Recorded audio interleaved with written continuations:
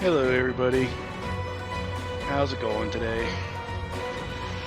It's been a minute, hasn't it? Well, I was going to stream on Monday, but then Comcast had some sort of regional outage, which put out the internet for about a half hour or so. Twitch worked completely fine, but a bunch of other things didn't. Like, social media didn't work, games didn't work. So I just said, well, okay, someone doesn't want me to stream. And left it at that. And then yesterday, had to get up at dark 30 to have a couple of doctor's appointments, and just didn't feel like it. So here we are today on Wednesday, back at it again. And hopefully sound settings work, because I had to unplug my wireless receiver for my headset, and it messed up OBS a bit. So hopefully, I know the actual game audio is coming through. Hopefully my voice is. I see it on OBS that it's working, so I'm going to go off of that.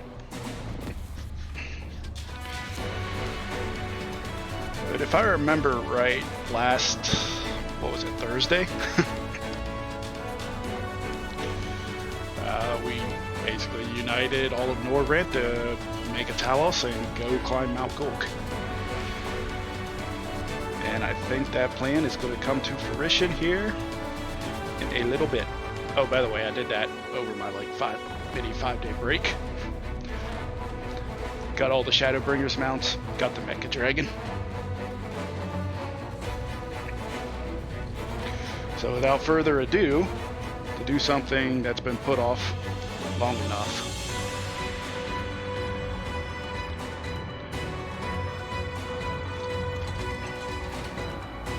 Do I even remember how to voice act? It would be the big question.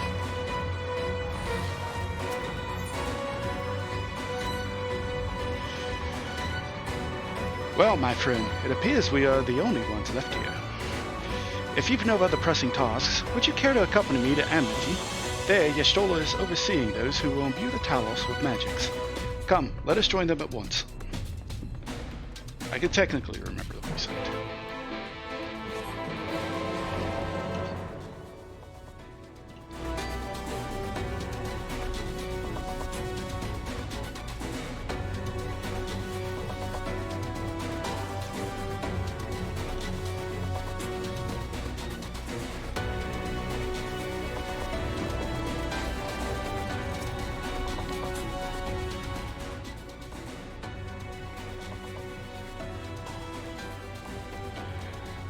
Good of you to join us.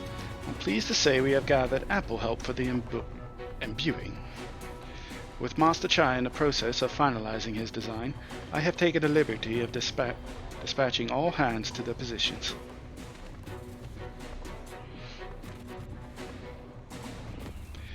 You huddle along as though I have my house in order, but quite frankly, this is the most disorganized mess of a project I have ever overseen. I haven't spent nearly as much time as I would like on my calculations. So thou hast proclaimed loudly and frequently, Master Chai, yet from my perspective, a layman's though it may be, haste notwithstanding, thou hast gone to great lengths, abiding by proven methodology to ensure the integrity of thy design. Aye, well, that's just a bare minimum that's expected of us at the Stoneworks. Though our glory days are behind us, I've not forgotten our time-honored traditions. Ah, but I should mention that the Exarch delivered the ore I asked for. Earthseed, I believe he called it. In that quantity, I believe we can fashion a suitable heart for the Talos. Then everything will be in readiness. Or so I would like to say. Is there a problem? In a Talos of, well, any reasonable size, a single heart will serve to circulate ether throughout the chassis, but given the unprecedented proportions of that which we seek to build, I doubt that will be the case.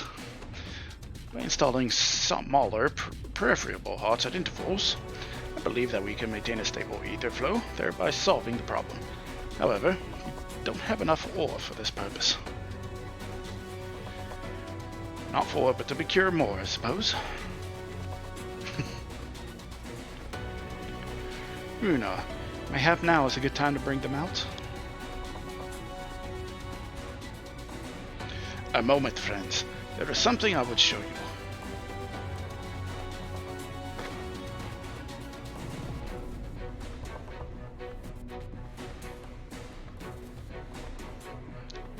I say, are these not heartstones? They are. The most prized possession of we of the Knights Blessed, and these belong to our kindred who have left us. Immersed in water imbued with fervent prayer, these stones harbor no small amount of magic, and we may imbue them with yet more prior to the installation on Talos. Well, thank you. Being from a different region, these cannot be used for the main heart. The peripheral ones, on the other hand, I believe they will serve. Excellent. When Master Matoya spoke to us of the role we ought to play, the Heartstones immediately came to mind. Of course, before bringing them with me, I made certain to consult my fellows first. After all, the stones bear the precious lives of those who have gone to the Sunless Sea. But we have now beheld the Sunless Sea with our very own eyes, and by the gentle lights that glimmer on high, we know that there is a peace beyond. Thus we are also at peace. If our Heartstones may serve to restore night to all the world, gladly do we give them. So, Master Chai, if you would instruct us on how to distribute the Heartstones.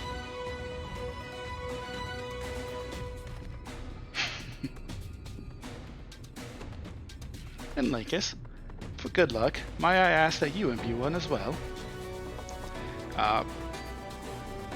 With what, the egregious amount of light in me?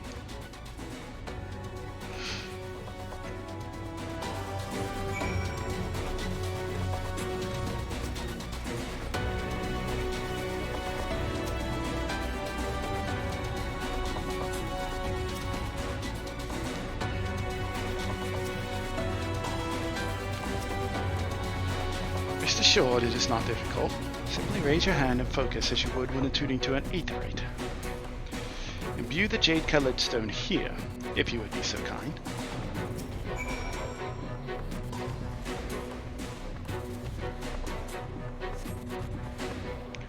The familiar-looking heartstone appears to grow faintly.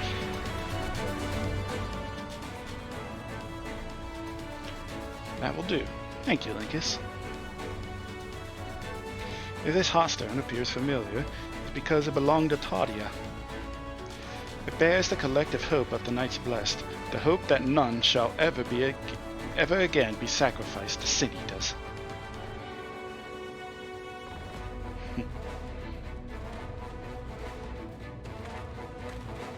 Right, I've identified the spots on the Talos where the stones are needed.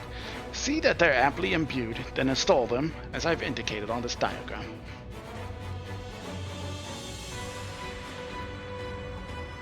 Understood. We will set about the task at once. When the Talos awakens and the way to Mount Gorg is secured, we shall sally forth. It promises to be a trying climb, so take what rest you can in the meantime. We will see to you soon. Or we will see you soon, rather.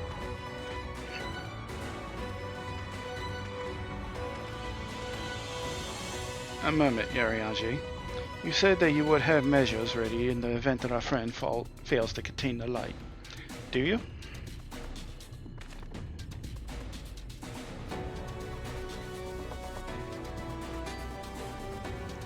Be assured that I do. All which I require lieth in this land.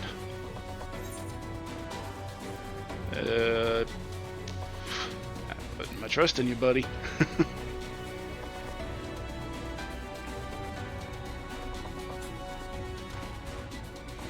And I swear to thee that thy trust is not misplaced.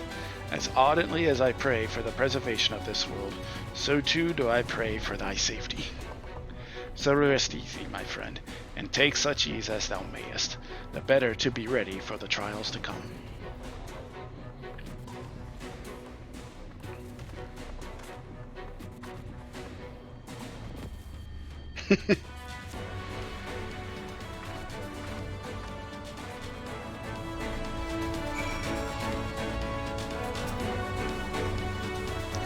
Told the rock for the chassis is more or less ready, all quarried and shaped and laid out. That just leaves the imbuers to do that work.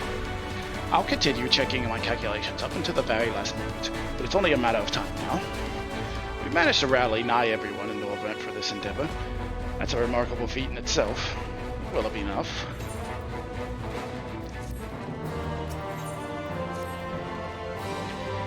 There's no point worrying about such things now. I'll get back to my calculations. You, meanwhile, should go and rest as your friend suggested. My wife and the Exarch should be in the tavern. Why don't you join them? Oh, and Linkus, thank you.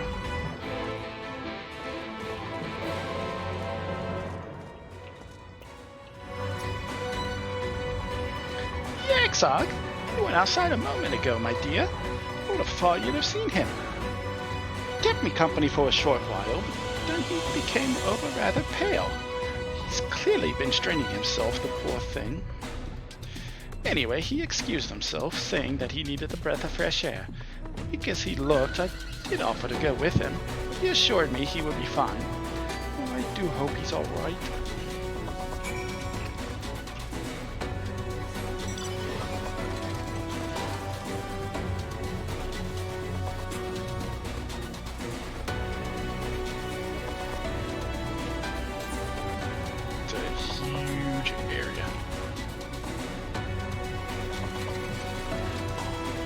Seriously?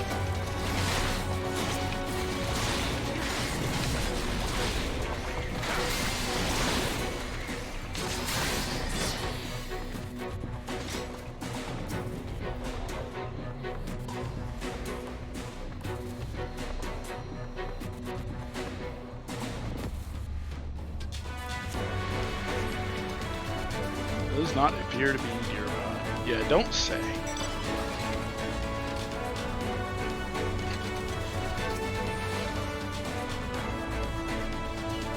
The Exarch does not appear to be anywhere in the vicinity. There's only the shoebill, gazing unflinchingly southward.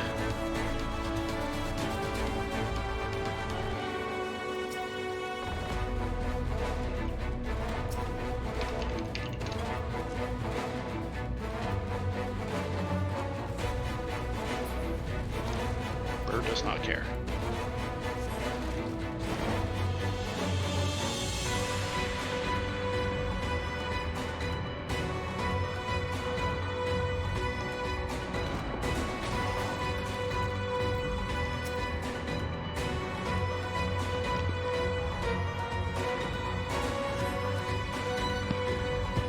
You're a long way from home, friend. The future is where my destiny awaits.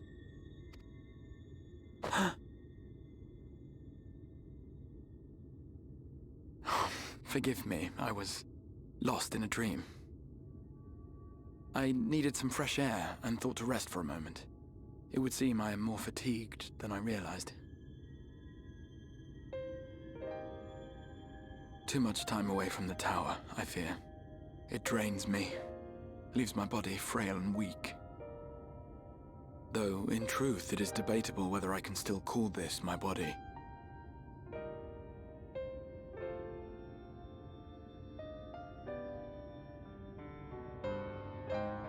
When first I turned my mind towards the salvation of the world, I came to the conclusion that it would take many long years, many more than remain to me.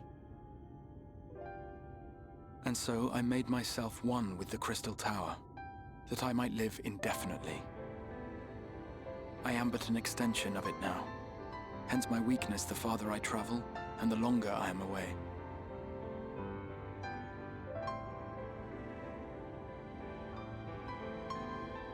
It has been quite a journey, but thanks to you, the end is in sight. My wish will finally be fulfilled. How goes the construction effort? It goes, more or less. We're just about done. Then this may be the last moment we have to ourselves for a while. Come, sit with me.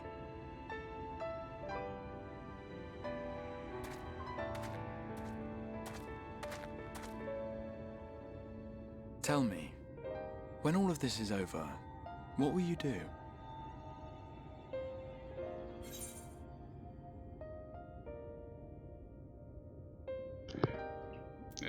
Haven't really thought about it. Probably kick my feet up.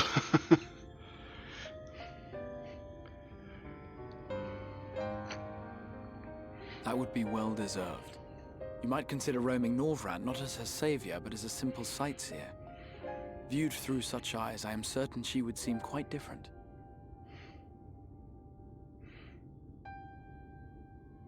But whatever it is you decide to do, I have every confidence that you will do well. For you have the strength to forge your own path.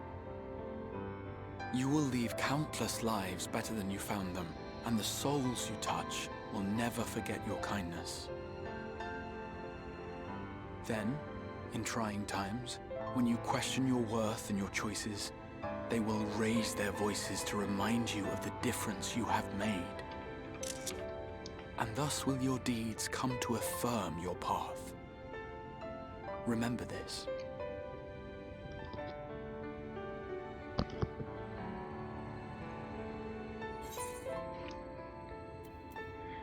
What do you plan to do when this is over?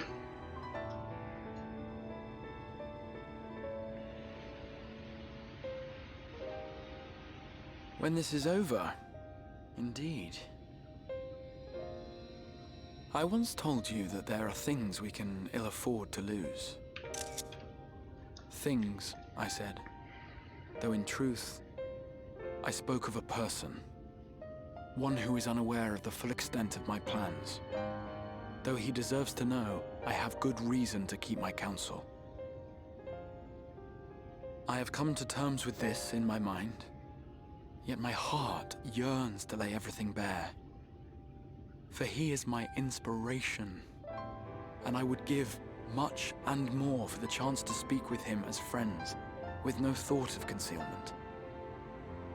Should he indulge me with his tales, I would regale him with my own about my efforts in Norvrand, perhaps.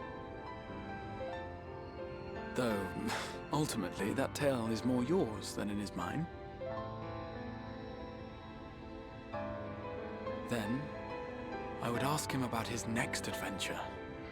And if he should wish me to be a part of it, oh, how happy it would make me.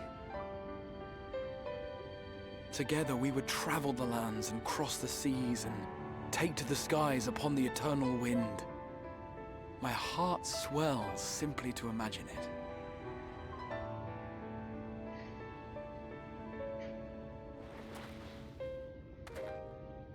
But all of this is contingent upon our victory in the coming battle.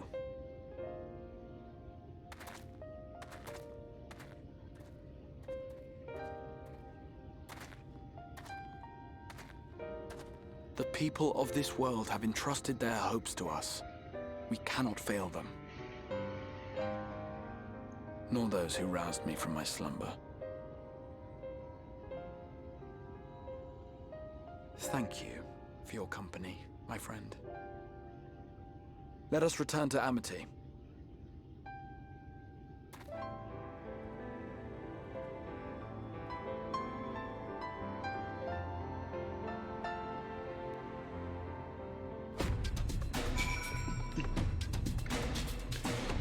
Well, whoever your friend is, Exarch, must be a hell of a person.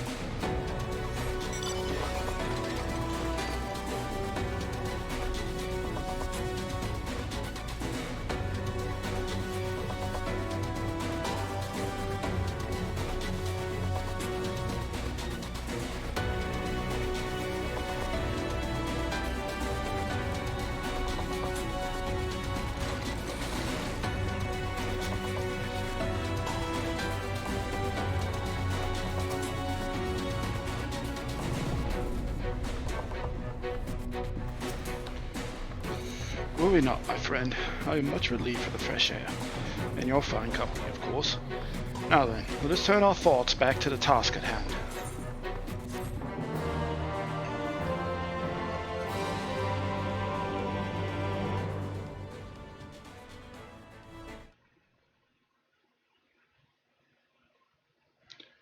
Meanwhile, in the Imperial Palace in the Source.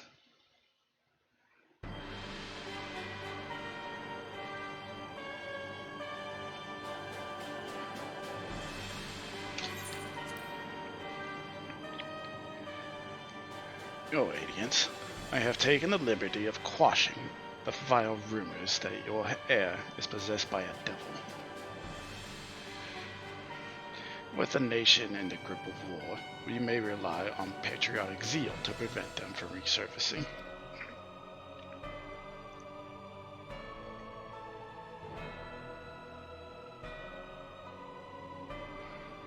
In what of MX Selk? He has taken himself to the first, to usher that world to its end. Or so I believe. He did not disclose the details of his mission, having ever preferred to work alone. Even to those who have known him since the beginning, his actions can prove unpredictable. I am no stranger to his ways. He joys in playing me for a fool. Full many times have I been convinced I was acting in my own volition, only to discover all was as he willed it. My dear grandfather. On the subject of our esteemed colleague, his last report, though brief, did contain one item of interest.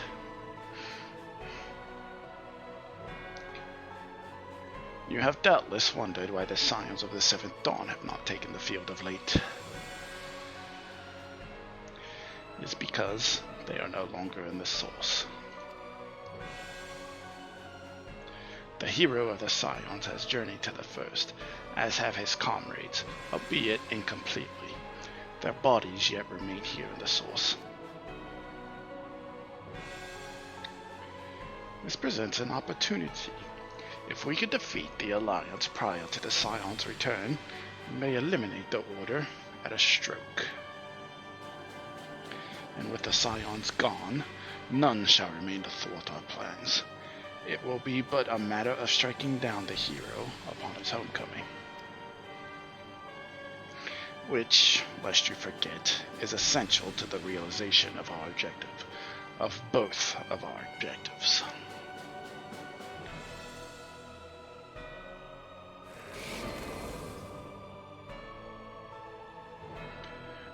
Through Heidelin's meddling, her champions threaten to wrest the reins of fate from our grasp. The world is at risk of being dragged down the false path. One which will never see man reclaim his true form.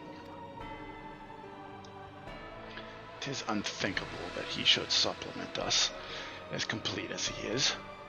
Such a devolution is abhorrent, and it must be stopped before it is too late.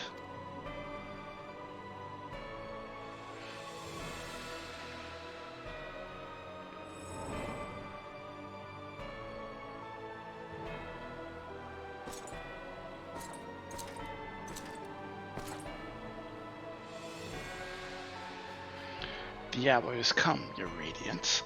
Order your armies to march once more. Crush all who stand in your way. This is your heart's desire, is it not? To seize a victory that is yours and yours alone, for the future of Garlemald.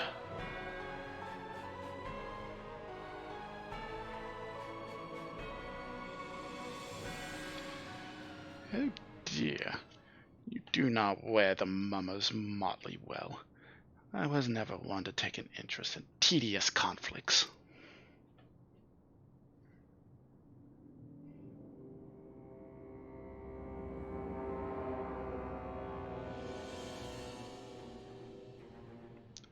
The whereabouts of my one true friend, however, they interest me greatly. I but hope the beasts of this first are providing him proper sport. I would know every detail, Lord Xenos. Or would you rather I called you Elidibus?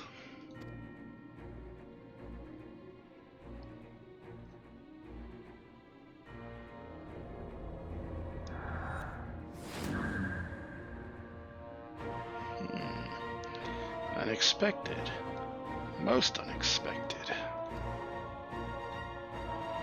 That immortality should be within the reach of a one with a borrowed echo. You have outdone yourself, Xenoshade Galvis.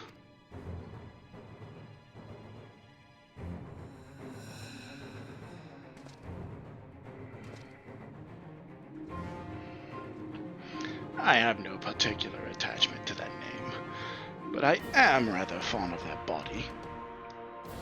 Without it, I cannot enjoy my hunt to the fullest.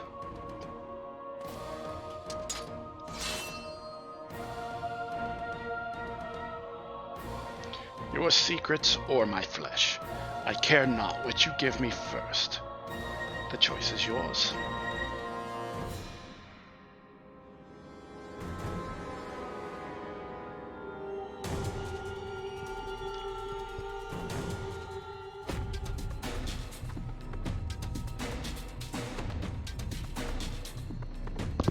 He back, kinda, but he's about to be.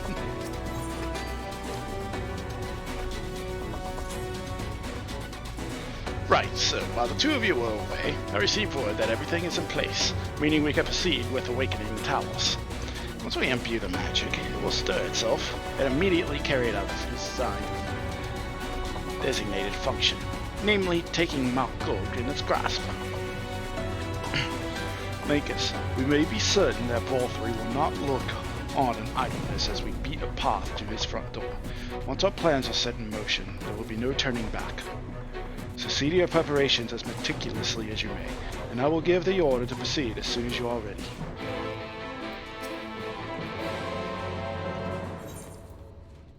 Engage. Very well, let us begin.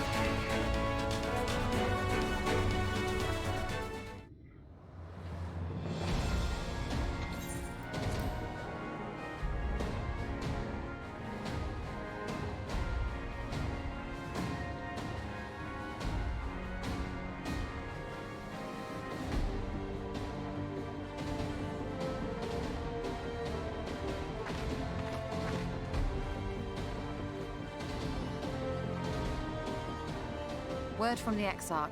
All is set on his side, and we may proceed when ready. Well, we have sufficient stone for our needs. Likewise, preparations for the imbuing have been made according to thine exacting instructions.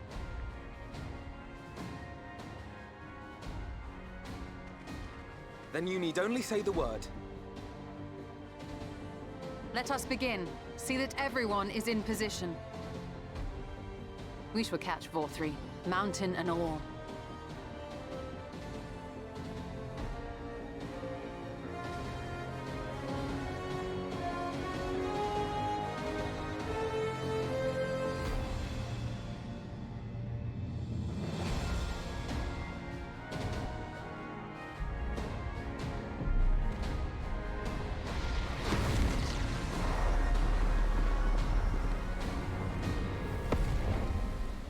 Here it comes!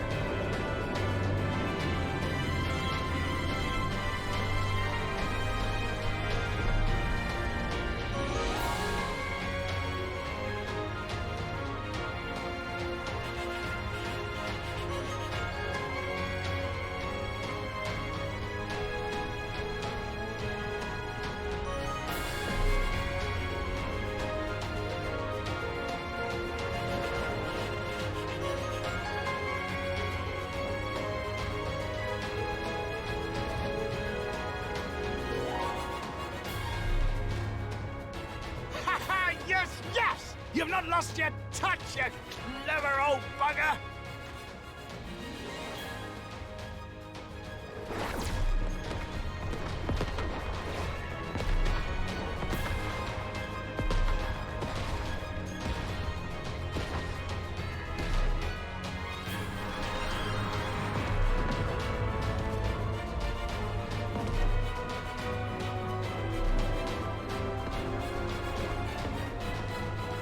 Do you see what they're doing?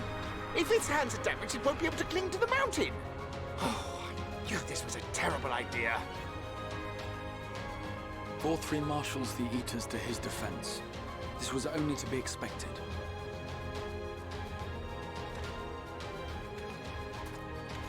We must try and draw as many of them down to the ground as possible.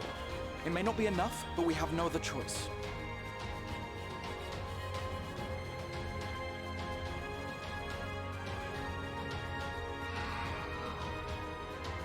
Is that?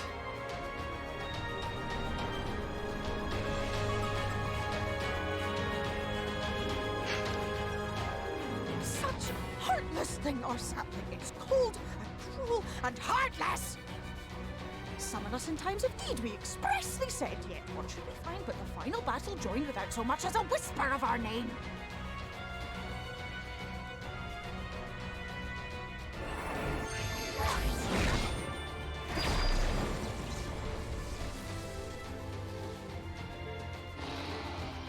Yes, we may also have said that we Fae folk have no interest in the struggles of men. But if our adorable sapling had come crying to us for help, we would of course have flown to his aid. Of course we would.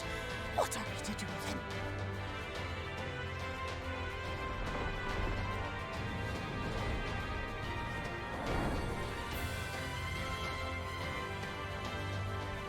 We are so very, very sad.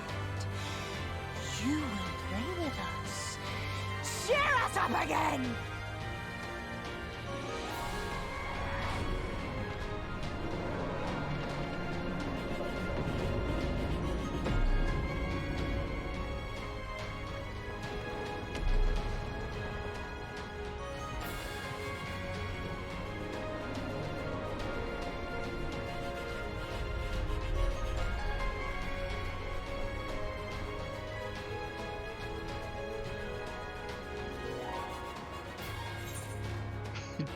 I think they're mad at me.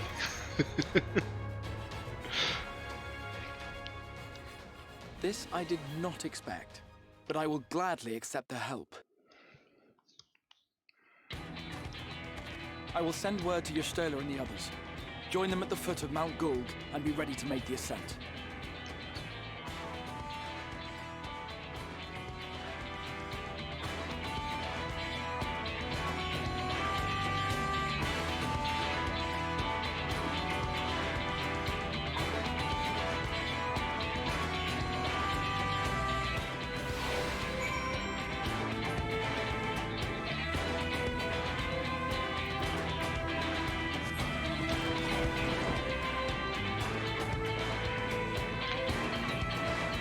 I think we're going to climb the mountain.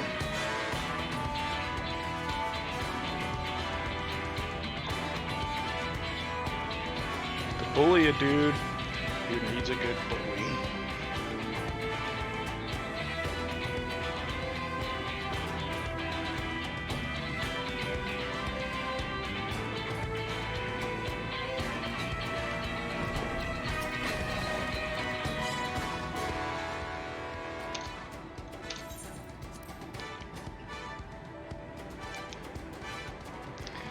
Everyone is here.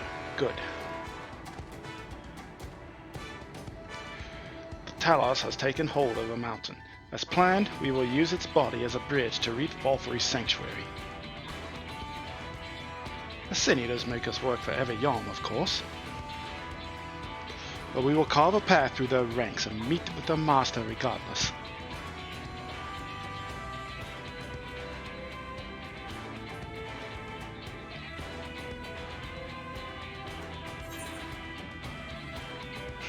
Last one there's a rotten egg.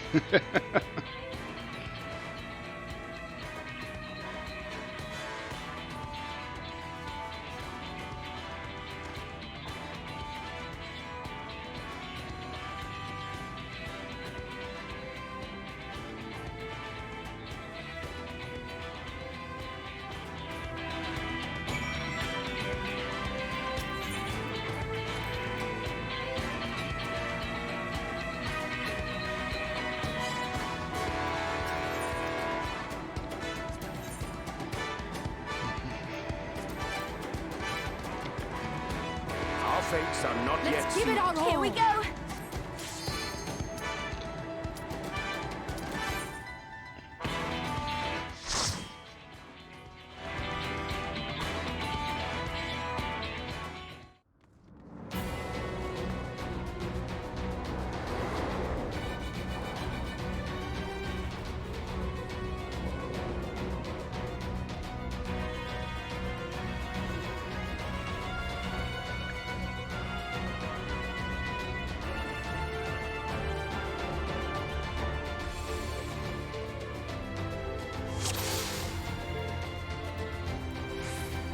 Oh, I forgot. You'd be 80. So it is you. You will not defile my new paradise.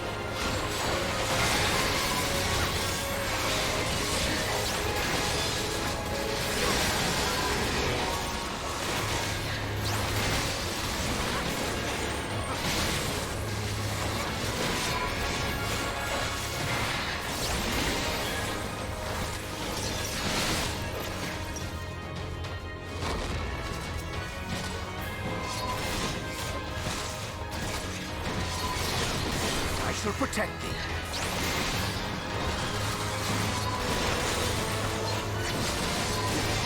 Damn it. There we go.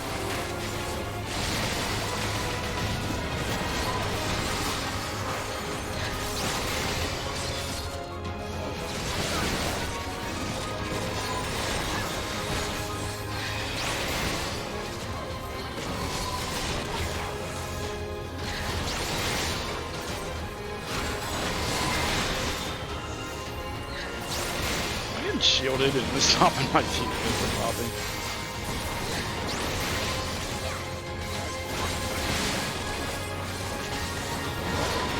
We're just not taking that much damage.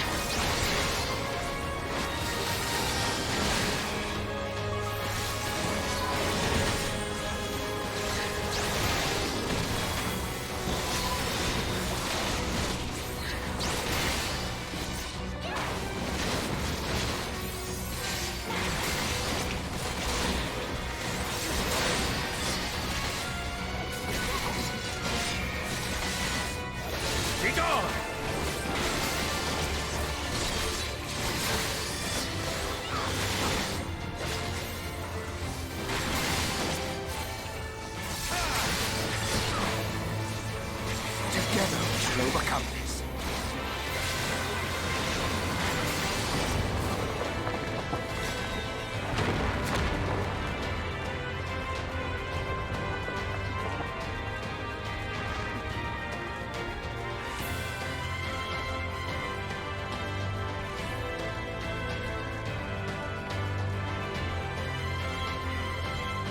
This isn't like before. This time I'll fight too.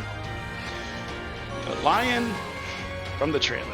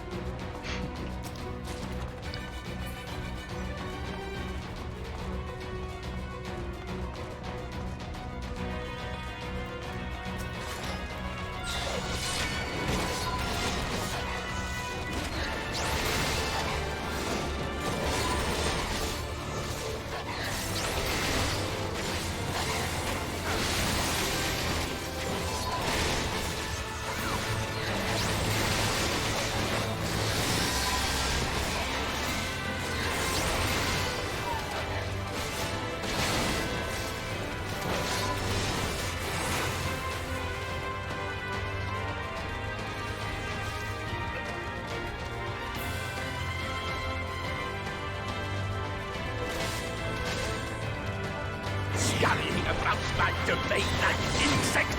I will not suffer it! Take this!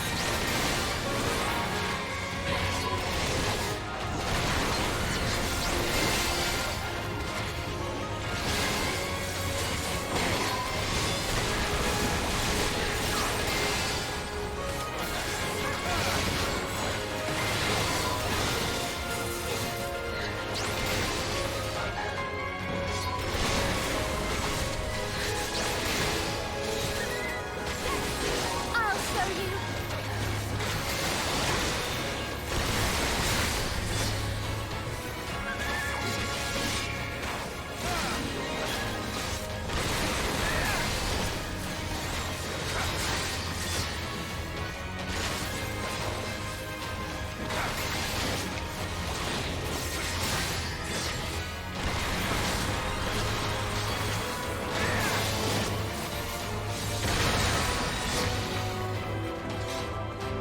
I miss whenever this was like super blindingly white.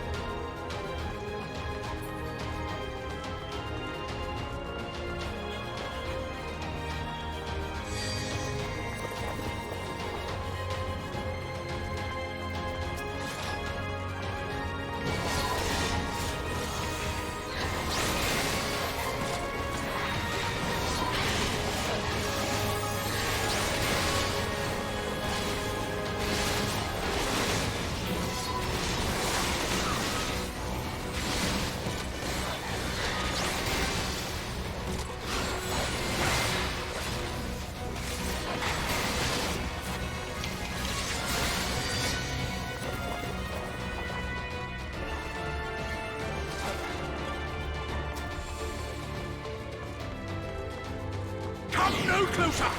Filthy creatures! Oh, we come.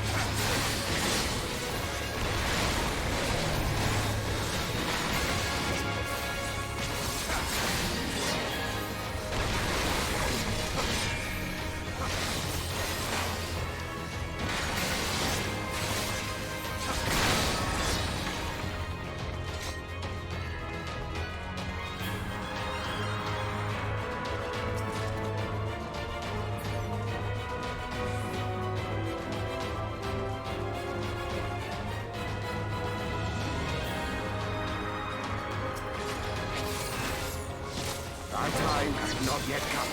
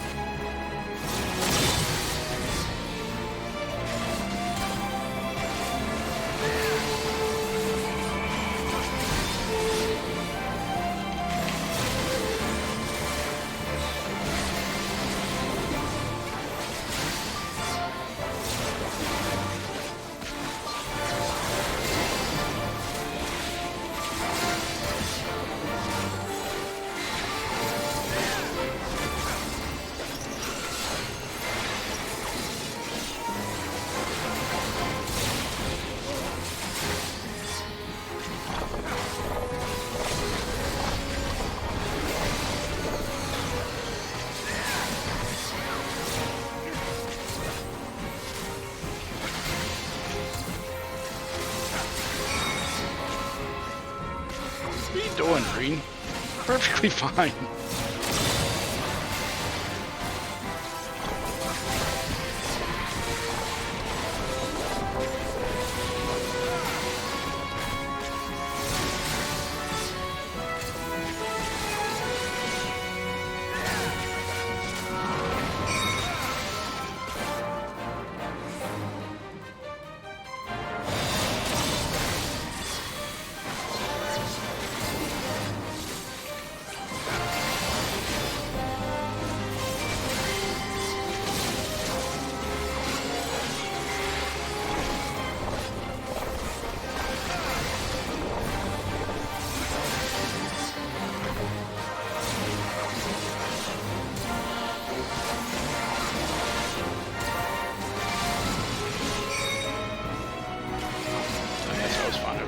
Oops.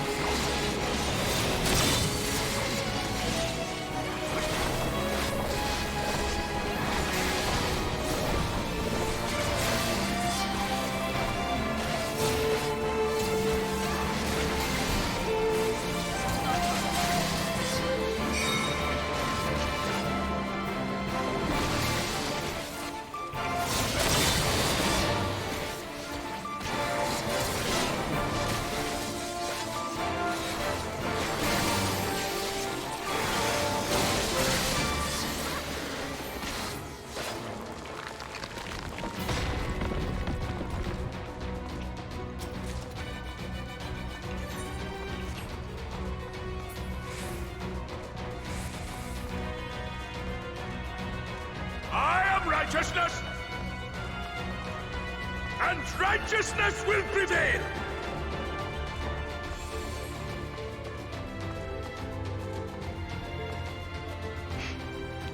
Rain asking the important questions. Can't you do anything by yourself?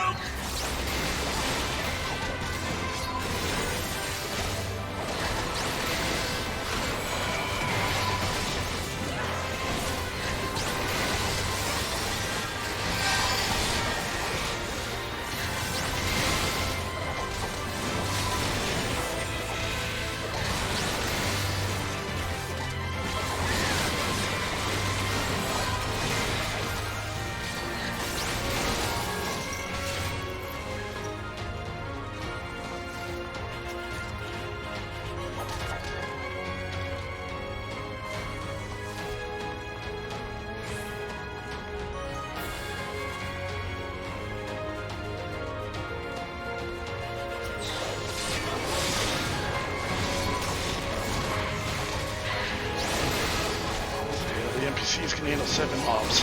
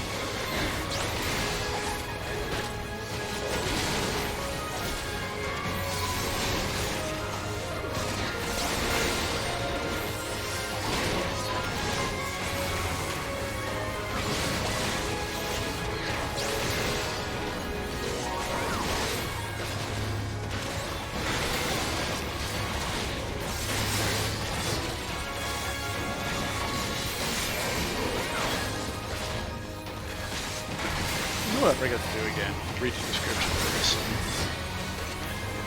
or for this dungeon. Very well. If you will not be discouraged.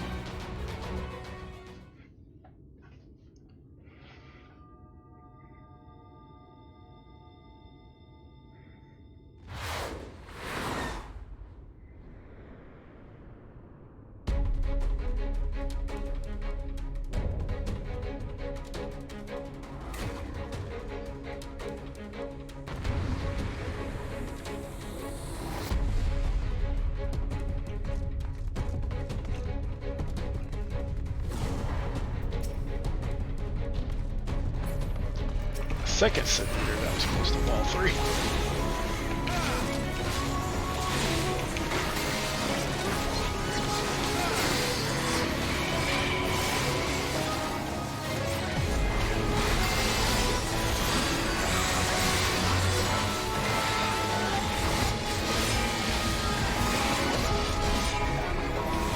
I don't care.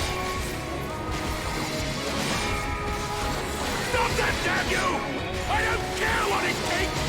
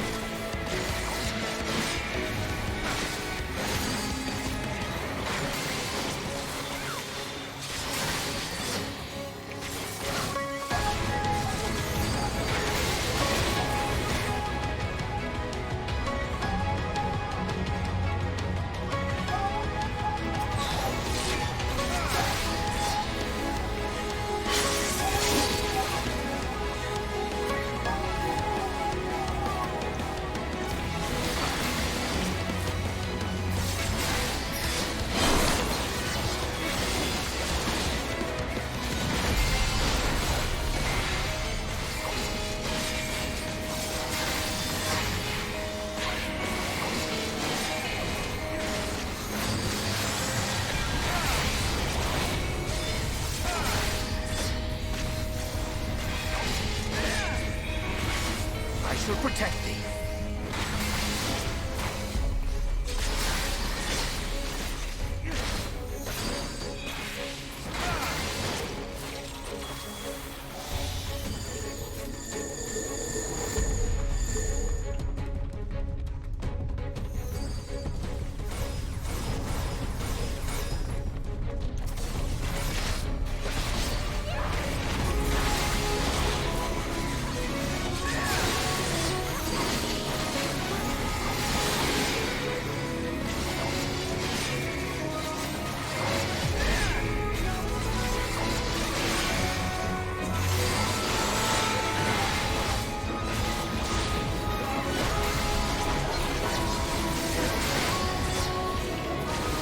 Don't care.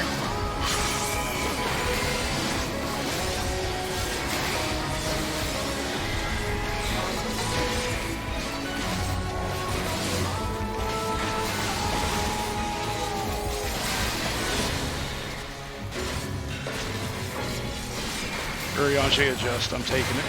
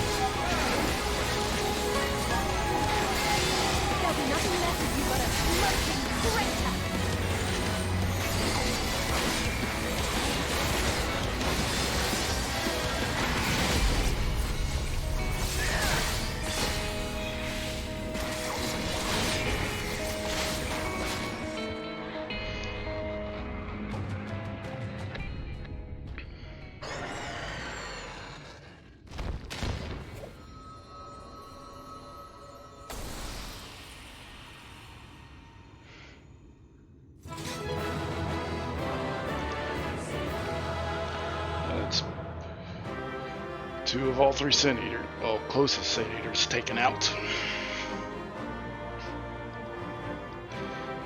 All that's left is the man himself.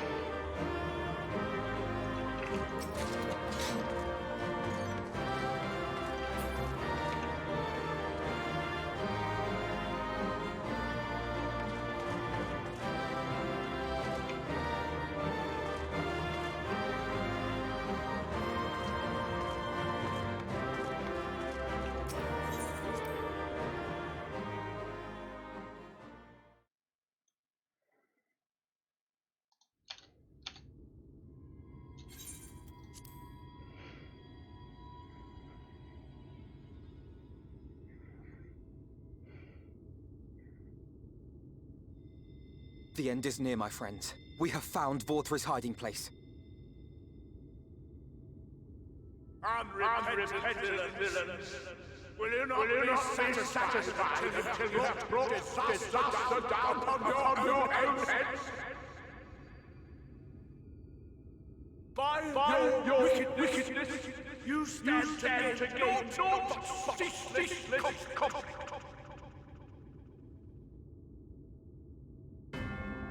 Had you only entrusted fate to me, there would have been peace for all. You could have lived bliss in my eternal paradise, free from the burdens of conscience and purpose.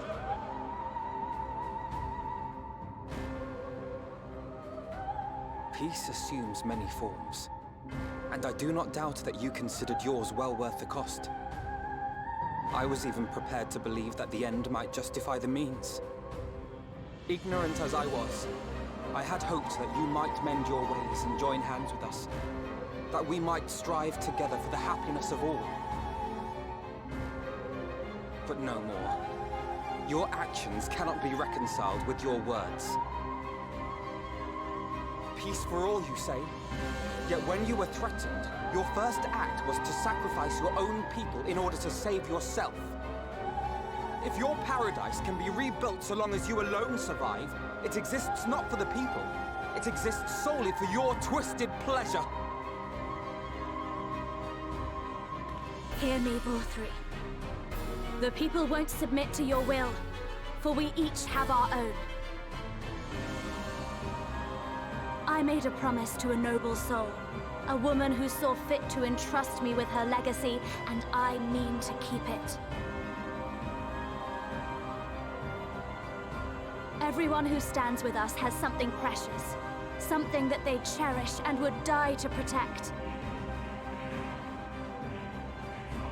They know their own hearts. They know what they want for this world.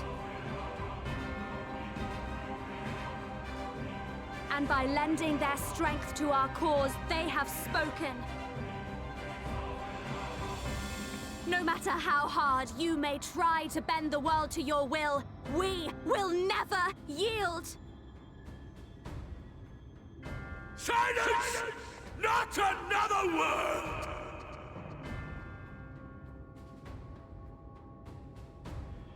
You presume to lecture me. Insolent worms. You will learn your place. With my true powers awakened, I will expunge you like the filth you are. Your demise will serve as a reminder to all that I am the zenith of mankind and Sin Eater both, chosen to rule over creation by right of transcendence.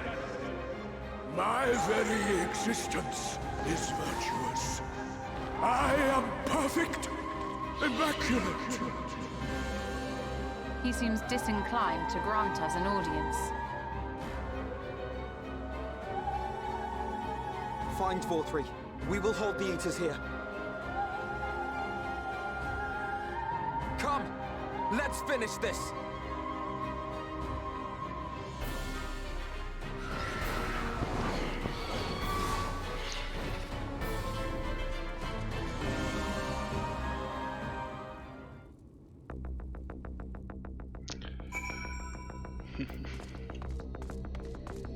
How far up does this let you go? Not at all. Alright then, before we queue for the Crown of the Immaculate, you take a first break for the day. Get up, stretch legs, free fresh water, all that good stuff. Shouldn't be too long, folks. I will be right back.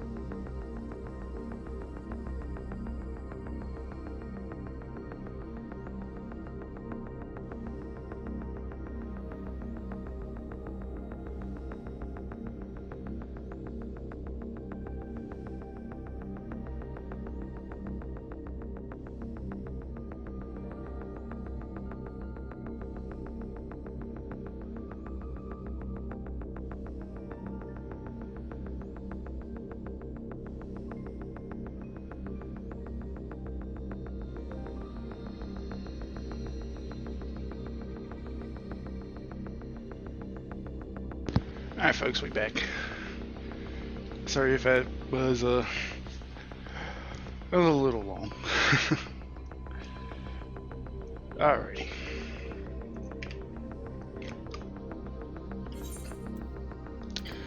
Crown of the Immaculate. I have a feeling it's going to be a minute queue, so we're going to jump in.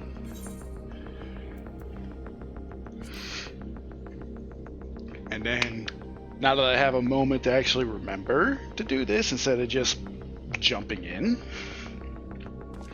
via the truss.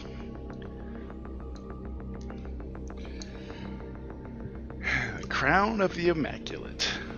Traversing the body of the giant Talos, born of the collective hopes of the realm's peoples, you have carved a path to Vol3 Sanctuary. There, you corner the unrepentant Vol3, who declares his intent to expunge you and rule over creation as an immaculate being. As struggles end, will man live a waking dream in a false paradise? Or will he live a painful existence in a harsh reality, yet be free to follow his own heart? Beneath a blazing sky, a battle for the fate of the world will unfold.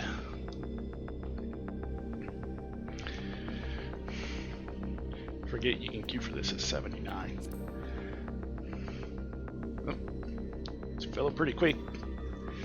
Just waiting on the healers.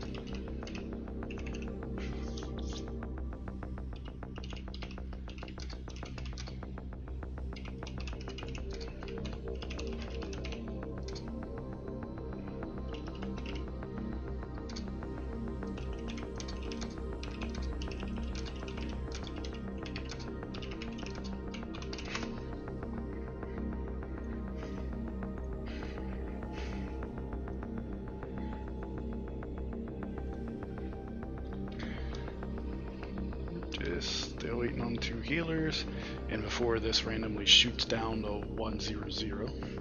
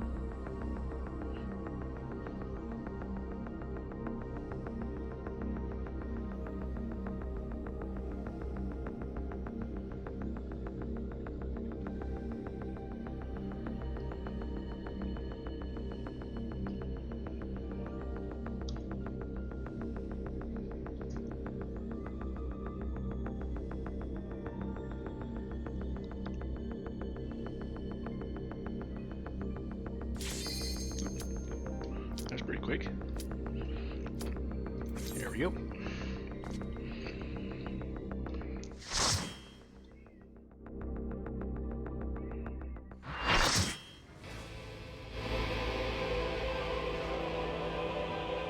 I Are you so determined to die?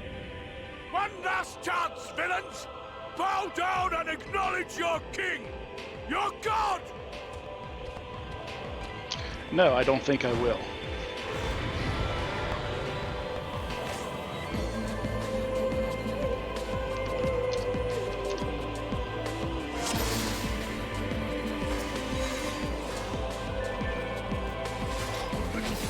Come!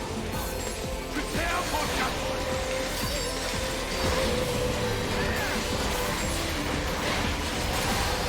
This will be a blood.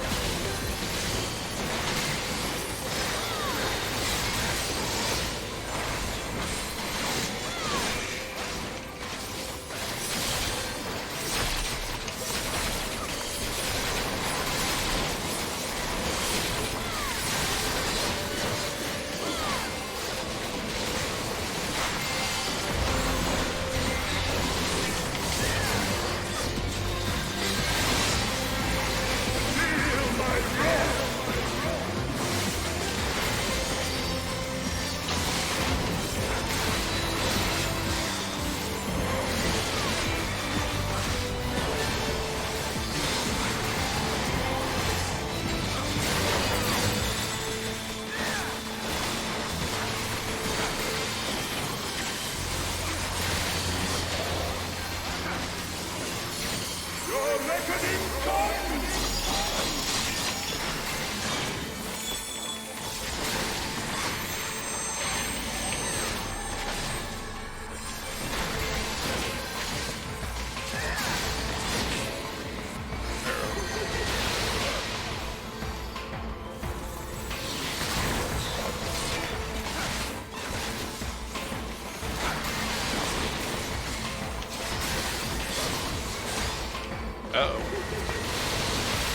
That might be awake.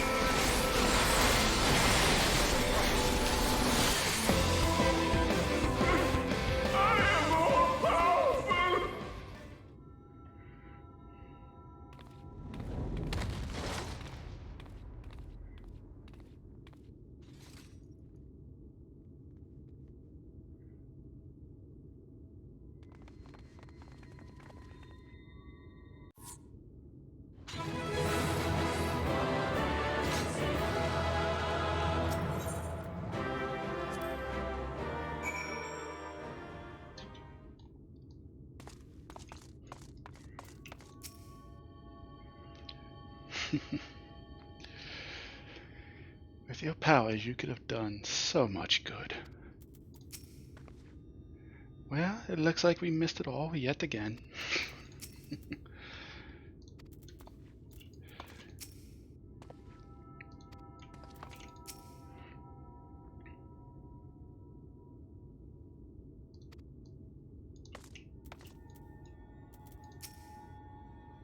Is that Valtteri? Yeah, he became hot mid-fight. I see. It's finally over then. Now night will return to all of Norvrant, bringing salvation to both of our two worlds. Upon speaking with Reen, several cutscenes will play in sequence.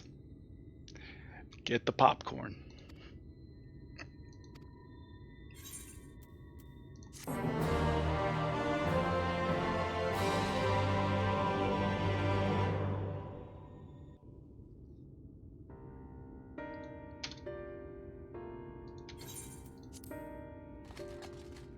Why am I cast down? But it is you who are the villains. Father told me that I am hope. I am righteousness. That I am a god. Well, your father lied to you. That is why I was born. As man and sin eater both. You want to say that again? I kept the people safe. They respected me. Worshipped me. How can this be? I should be the one looking down at you.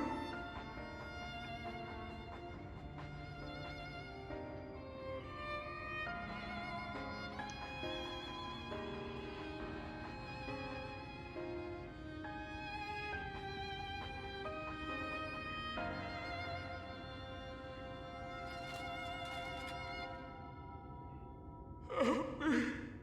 Damn you. I am your god. No. I am your god.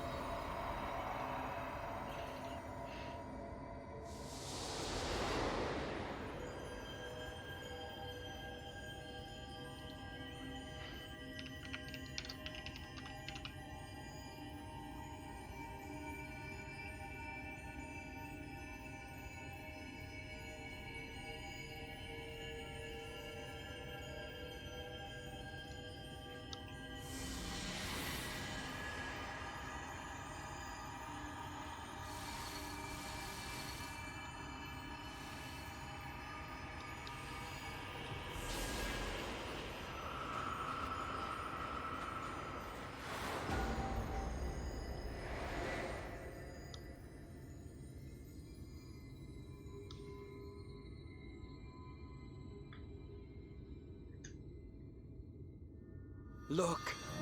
The sky!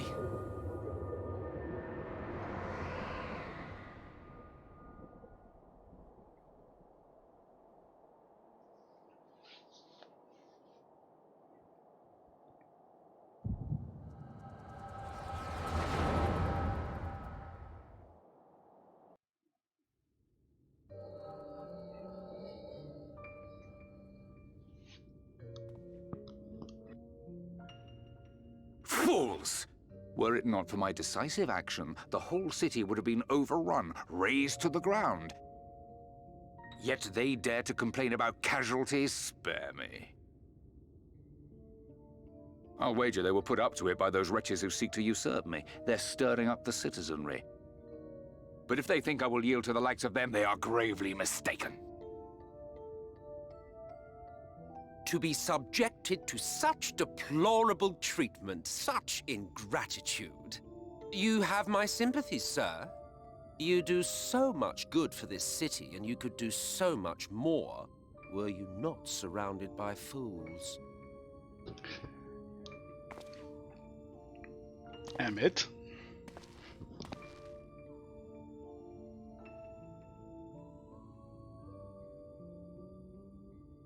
Who are you? You're not supposed to be in here. My apologies for the intrusion, but I come bearing a proposal. One that will ensure the longevity of your reign.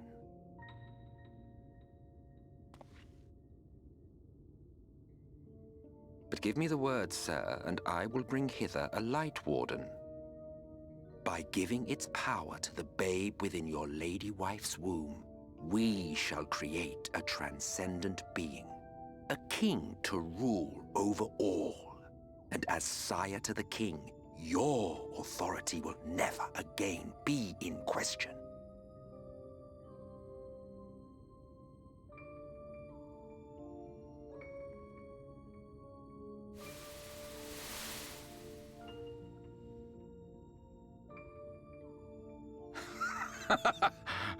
Amazing. Before my Vorthri, they behave as docile pets. With this gift, my line should be guaranteed power for perpetuity. We shall rule the whole world. By all means, sir. United under Yulmor's banner, men will cease fighting and abandon their ambitions. Thus, they will grow fat and complacent, and in their sloth, seal your supremacy.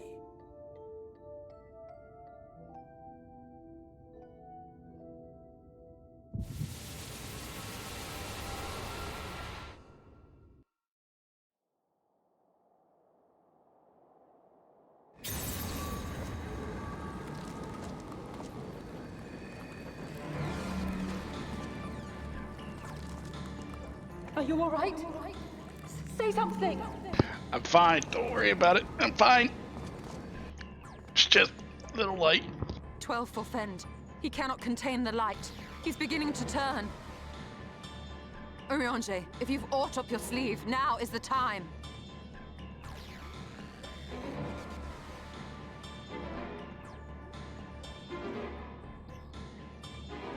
It's changing back.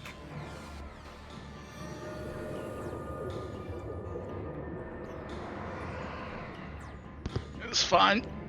It's fine. Don't worry about it. It's fine. The combined power of every Light Warden is too terrible a burden for any one soul to bear. And so I shall relieve you of it.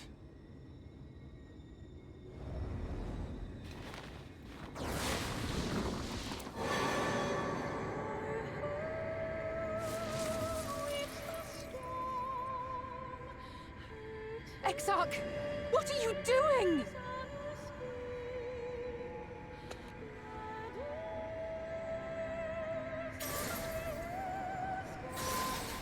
I will channel this profusion of power to the Crystal Tower and use it to travel to other worlds. As I have dreamed of doing ever since I first learned of their existence. Who would choose to remain here in this dying realm when they might go elsewhere and begin anew? Not I. And thus did I use you.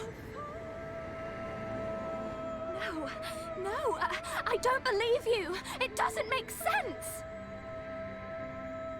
Damn you! We won't let you do with him as you please. Do not interfere! Please, I beseech you all, let him go!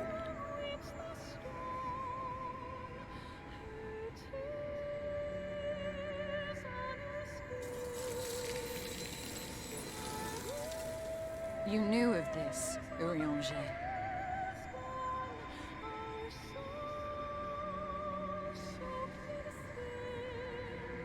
'Tis all a fiction. Such vaguely defined acts of teleportation stand no chance of success. The Exarch will never live to see another world, as he knows only too well. Then, what does he mean to do?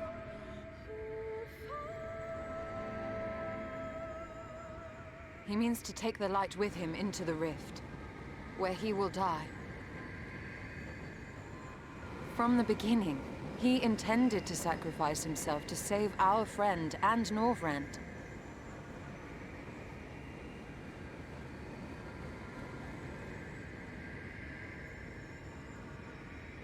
At journey's end, an opportunistic thief makes off with the hero's prize.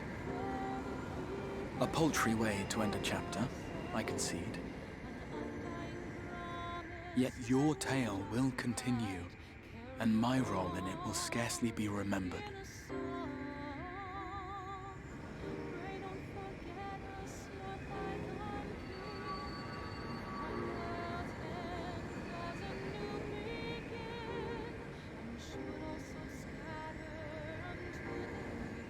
Worry not.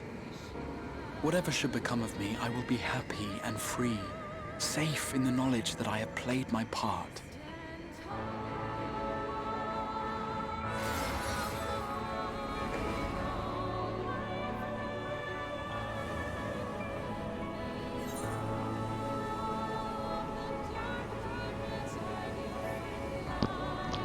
I hope you know what you're doing, Grahatia.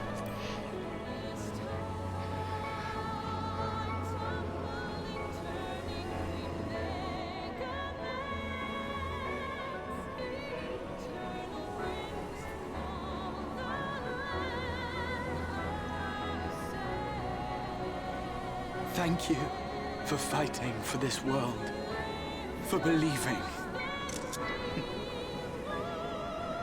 Fare you well, my friend, my inspiration.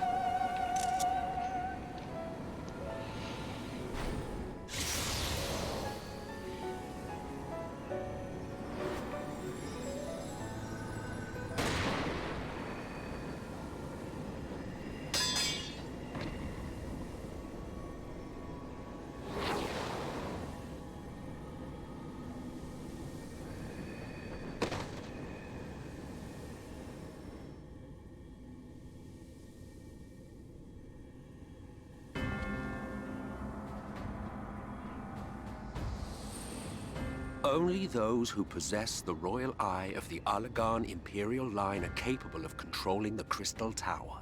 Such individuals do not exist in the First. Therefore, in all likelihood, the Exarch arrived here with the tower. This much I had surmised, yet I could not discern his grand scheme. To think that he went through all this trouble for the sake of a single hero. It's almost admirable in its absurdity. Alas, it is not your grand scheme that will succeed, but ours. You bastard! Stay put. Your friend is still alive, but whether he remains so depends on you.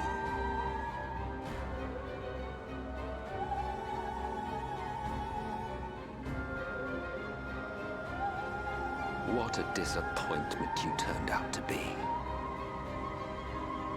I placed my faith in you, led myself believe that you could contain the light. But look at you now, halfway to becoming a monster. You are unworthy of my patronage.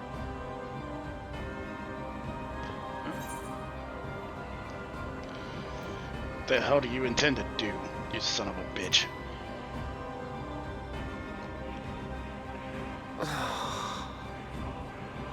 I am an Ascian. My heart's sole desire is to usher in the great rejoining. 100 years ago, I entrusted my comrade Logriff with the task of increasing light's sway over this world. This we sought to do by manipulating heroes. When that failed to achieve the desired result, I created Vorthri. Thanks to your meddling, that too has ended in failure. What was your true purpose in approaching us? By your 12, boy, have I not told you before that everything I said was the truth? You were specimens by which I might gauge man's potential as it stands. I genuinely had an interest in you, genuinely considered taking you on as allies. Provided he could contain and control the light. If not, then he, and by extension you, would be of no use to me. 'Twas as simple as that. So, we've been found wanting. How disheartening. But even had we fulfilled your conditions, there was no guarantee that we would cooperate. What then? Then I simply kill you all.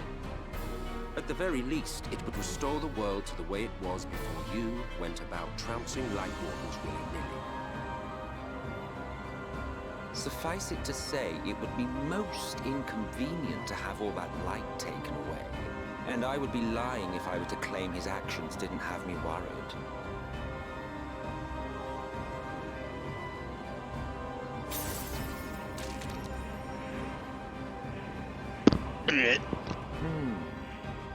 You still retain your form and your senses. But you have all but become a sin eater. Whether you will it or no, your mere existence will serve to engulf the world in light. Those in your company will likewise turn into sin eaters. And in time, you will succumb to your base instincts and hunt innocents to feast on their sweet, sweet ether. Those few with the will left to fight may rise up against you. But before your absolute might, they will quickly know despair. There is no hope. We are finished. Mankind is finished. Ah, the irony. What fourth we achieved through bliss, you achieved through despair.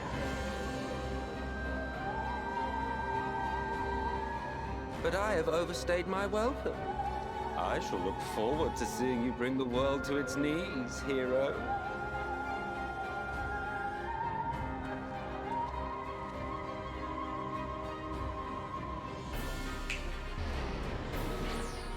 Exarch! I have naught to show for all the time and effort I invested in you. He is a small token for my troubles. I did not expect that I could learn aught from man, but I may yet learn something from all the knowledge he had hoarded for his precious hero.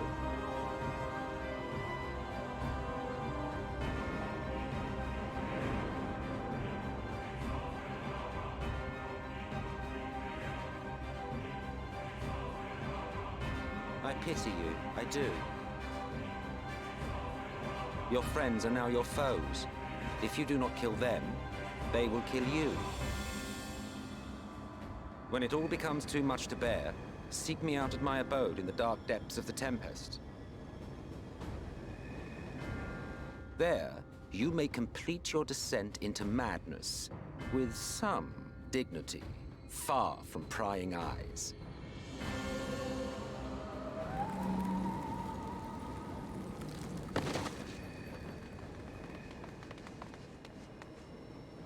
Till then, I bid you farewell.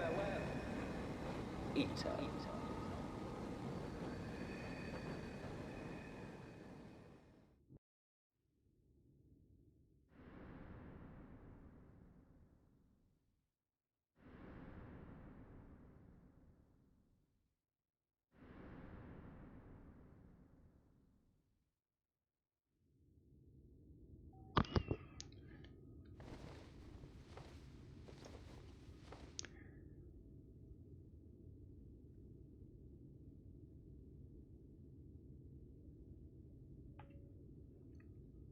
Ah, finally.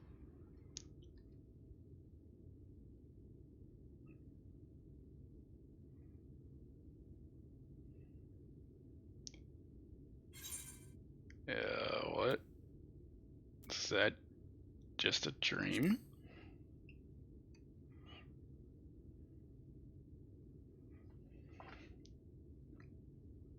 You're confused. And small wonder.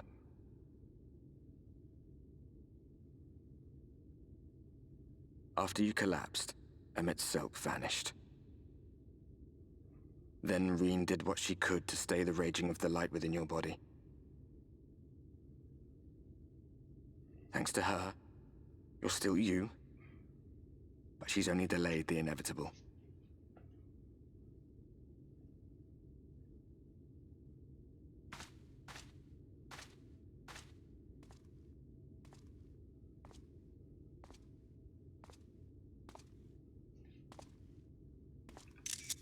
You're not going to like what you see, but you still need to see it.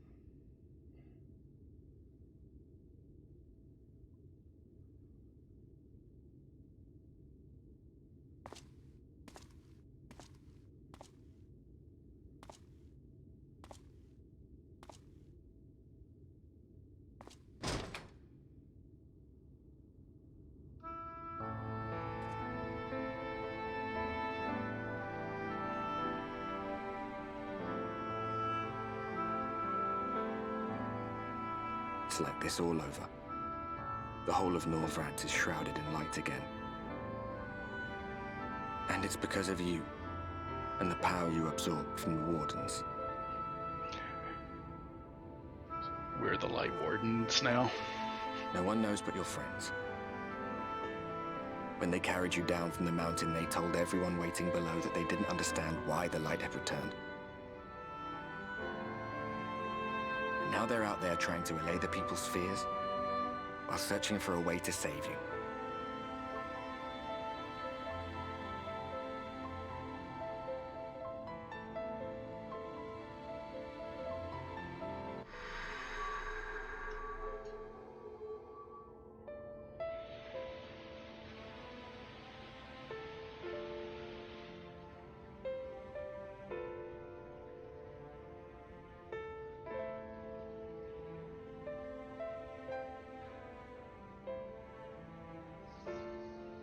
If you're well enough to be up, you're well enough to get some fresh air. Better that than stewing in here. Go on. Go.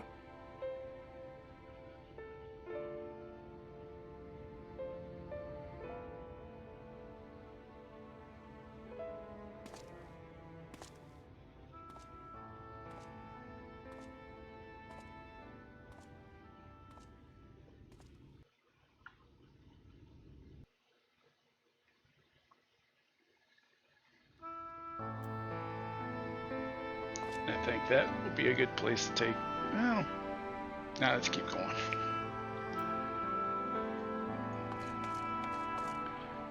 Let's at least pick up this quest, but yeah. All of it was for nothing. We killed the Light Wardens just to become a Light Warden ourselves.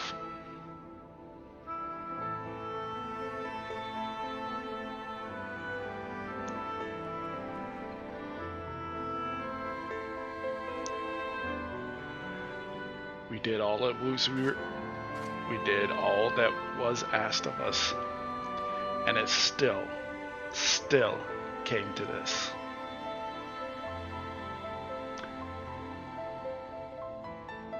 History repeating itself. Oh, so you're awake. You were injured during a foray on Mount Gold, yes? I was here at my station as always when they carried you in on a makeshift stretcher looking disturbingly bereft of vigor. And to compound my worry, the sky has, well, I'm sure you've seen, it has everyone rather concerned to say the least. Seeing you up and about is the first good news we've had in a while. Assuming you feel strong enough, would you mayhap consider a stroll around the city to reassure our anxious citizens? Bragi was one of those who helped convey you to your chambers, and he has visited several times since to inquire after your condition.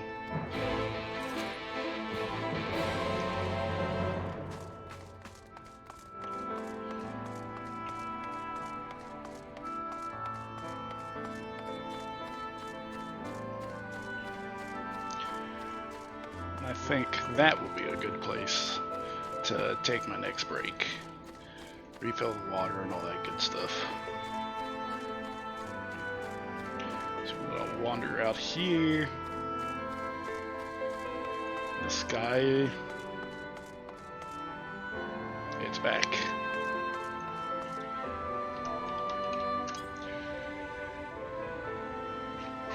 Was it worth it?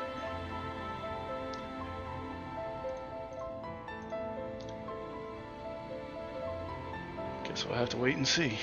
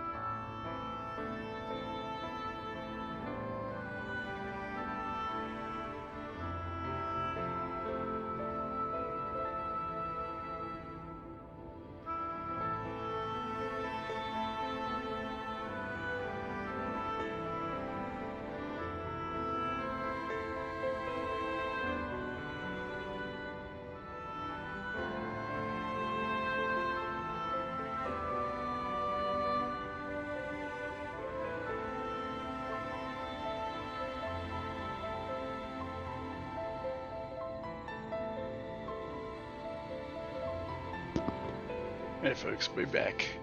And during that time, I completely forgot I had the chat and subscribers only mode because of the, I guess, one person / bot that was going around and wrecking all sorts of havoc if they could. So, if you tried to chat earlier and it wouldn't let you because subscribers only, apologies for that, for the past almost 2.5 hours. As if we had any more reason to be depressed right now. We become the very thing that we swore to destroy, and not a damn thing changed. The only thing that has changed is that we're on the verge of becoming probably the most powerful Sin Eater / Light Warden this world has ever seen. And if that happens, everyone here is fucked. Putting it lightly. I also apparently dropped 900 frames. When did that happen?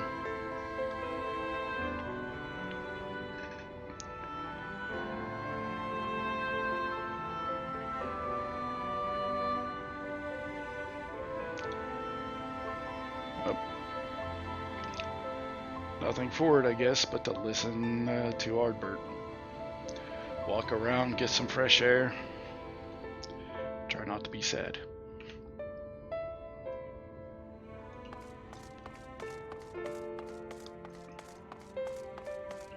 And also speak with this braggy guy, because he's apparently been worried about us.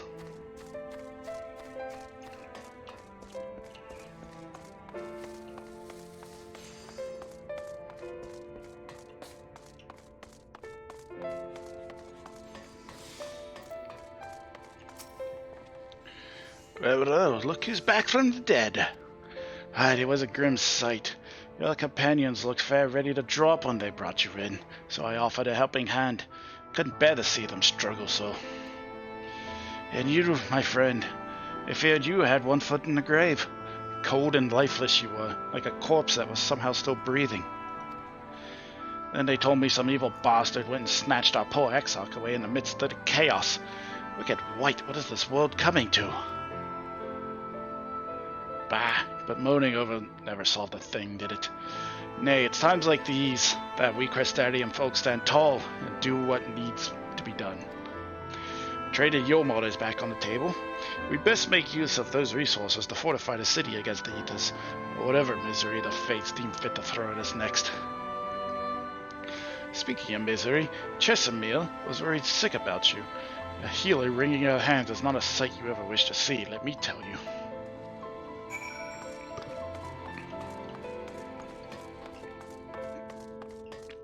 Excuse me.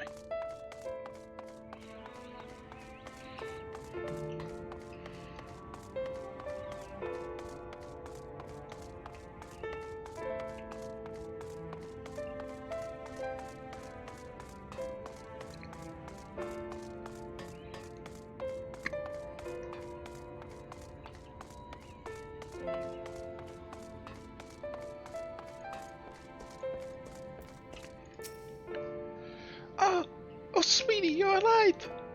No one's been allowed to see you. Even Spagrix chirurgeons were forbidden from making visits. Reen was kind enough to tell me you were showing symptoms similar to Eater corruption, so I suppose there was little any of us could have done for you in any case. As for your companions, they've been rushing hither and yon, seeking a cure to your condition. I worry to see their faces grown ever more haggard every time they pass through the Crystarium. I shall let them know you're awake, and when they come to see you, sweetie, please do convince them to rest a bit. They won't be helping anyone if they all collapse of exhaustion. But our Morin has been a little better, I'm afraid. He hasn't left the cabinet, too busy with his nose buried in one dusty tome or another. How many days has it been?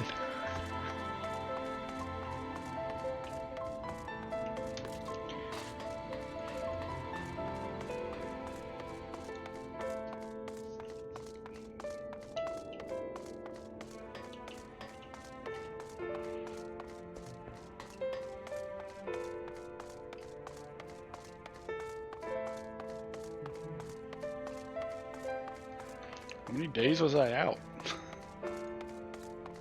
Weeks? Months? Knowing time, how time flows in here, years?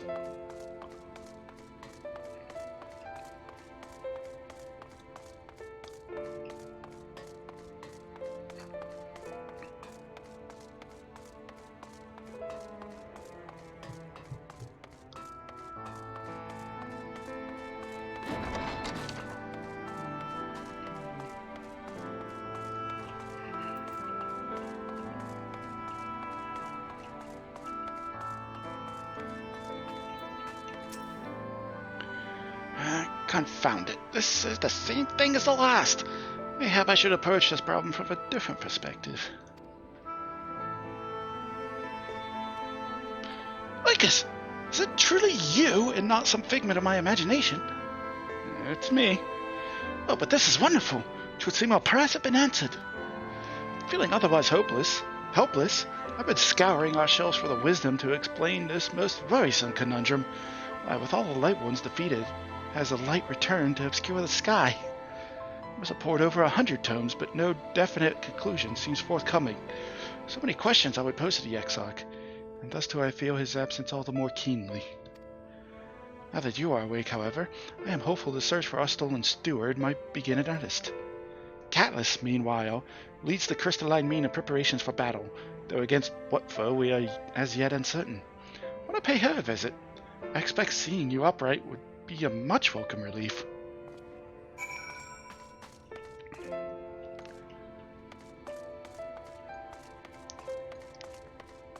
Kinda want to tell him the light's back because of me.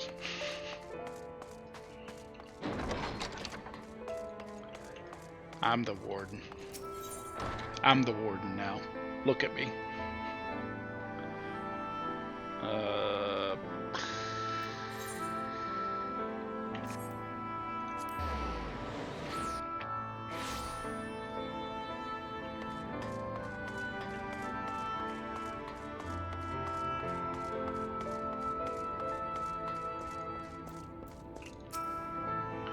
Lycus! Alive and well, I see. You gave us all a proper fight, you know that. The friends you've made in the facets have been talking with me, wondering what they could do to help. Anyway, I'm glad you've recovered enough to stand. You're not planning on striking out straight away, though, are you? I was hoping to have a better look at your equipment.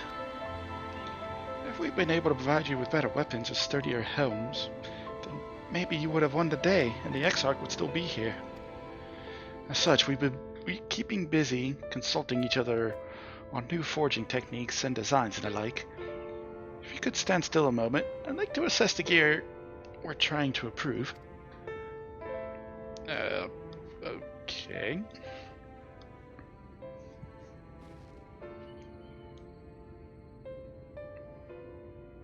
Aye, well, it's a fine work, I must admit.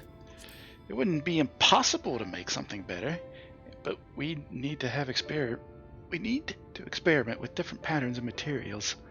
And I'm not sure we have that kind of time. Sounds like a challenge that he would enjoy.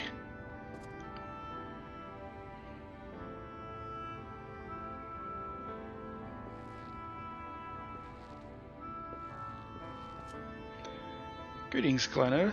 The master of the stairs is running his own errands now, is he? Well, my surveys are distraught enough as it is, and I didn't want to crack the whip too hard. But never mind that. Thinking our absent genius and his epiphanies are the perfect answer to this predicament of yours. And by genius, you mean old Grennold? He is a man of unrivaled gifts, I won't argue with you there. But what good does his talent do us if we can't bloody find him? No one's seen not hide nor hair of Grennold since he wandered off some years ago. You know what he's like once he latches onto an idea. He probably cloistered himself in some forgotten cave, completely absorbed in his latest creation. I wouldn't even know where to start looking. It does make things rather difficult. Still, if that eccentric is someone you're destined to meet, I'll wager he'll show up soon enough. In my time at the bar, many's the tale I've heard of strangely fated encounters, even if a few of them might be stretching the truth just a bit. We'll keep our noses to the grindstone for the time being, but on the off chance you do encounter Grenault, it'd be wise to take advantage of his brilliance rather than wait on our slow and steady progress. This is all talk for when you fully recovered, of course. I'll let you get back to convalescing, yeah? Before you do that, you're actually the reason I came over here in the first place. I don't suggest partaking of my stock until you're properly well, but if you're passing near the stairs, I have a regular eager to meet you. Okay. You best be getting back. Just because the world's coming apart at the seams doesn't mean we have to follow suit now, does it? Hear, hear! We can't forget the heart upon which this city was founded, or the Exarch might not have much of a home to return to.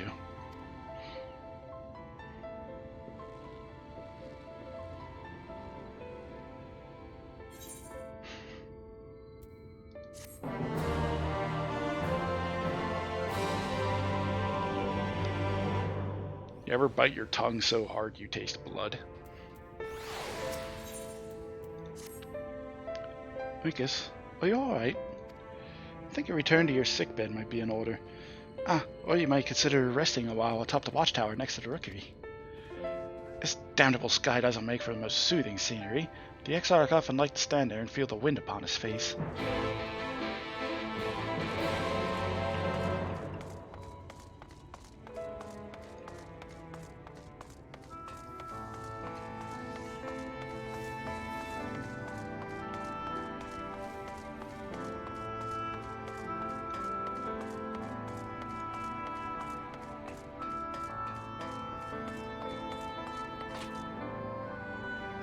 Ow, my ankles. Ow, my soul. Ow, my ankles. Ow, my everything. Ow, my feelings. Ow, my tongue.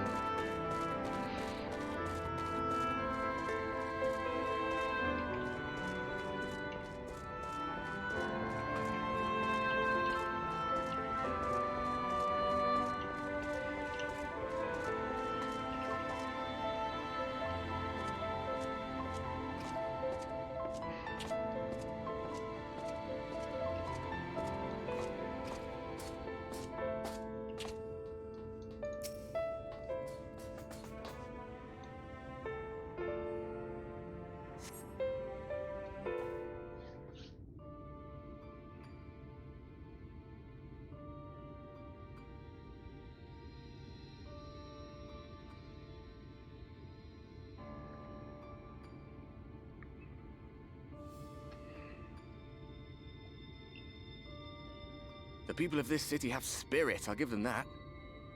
They've not lost the will to fight.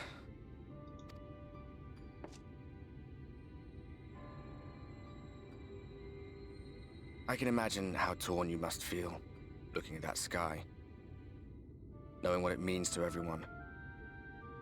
And that you're responsible.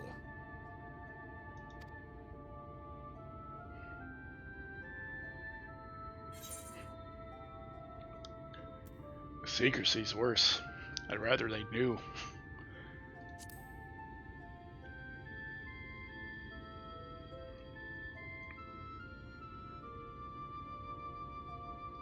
If you're thinking of coming clean, don't. It might make you feel better, but it would make things 100 times worse for them. They're better off not knowing.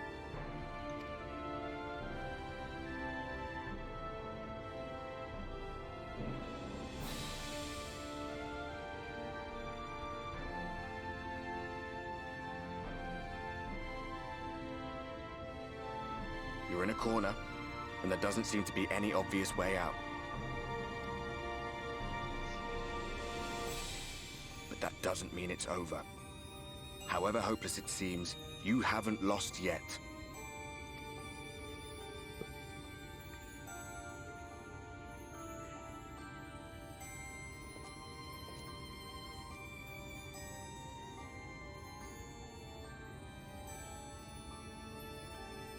I remember looking up at the sky like this before. Being caught up in a strange kind of calm. It was after we realized we were responsible for the flood. When we resolved to journey to the source by taking our own lives.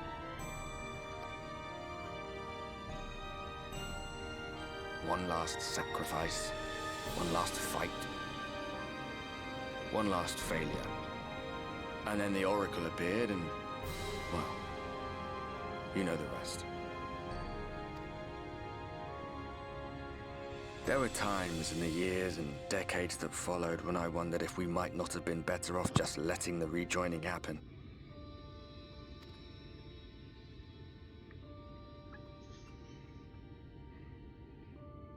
That we'd made one last mistake. But seeing that giant Talos stir to life cured me of any doubts I still had. Always we took the burden of fighting upon ourselves. That's what heroes do, isn't it? So we never had the chance to see anything like that. Our people coming together as one.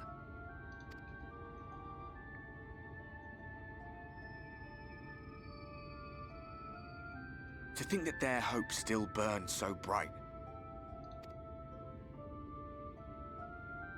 That they were still so eager to live, they would lift up their fellows, one on top of the other, till they reached the sky. No.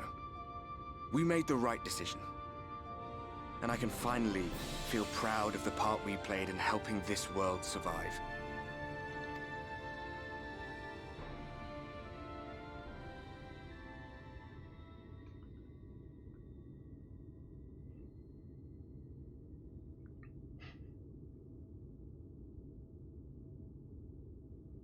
Well, come on then.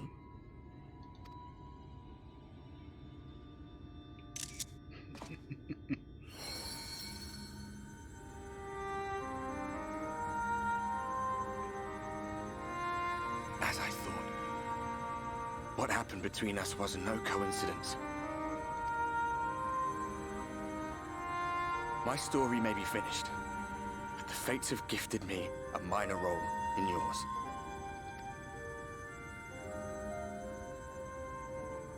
I suspected as much the moment I realized you could hear me. But it's hard not to doubt yourself when you're the man who caused the flood. I was afraid to do anything more than watch for fear of making things even worse. But no longer. After all, the path I once walked is now yours to finish.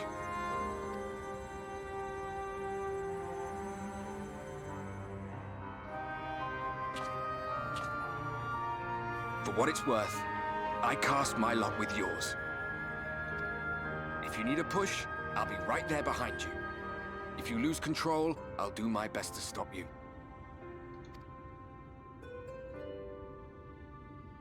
So, let us be about it, hero.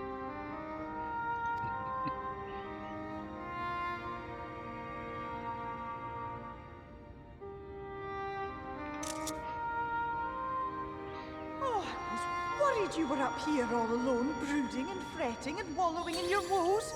But look at you, grinning at nothing like a pollen-drunk pixie.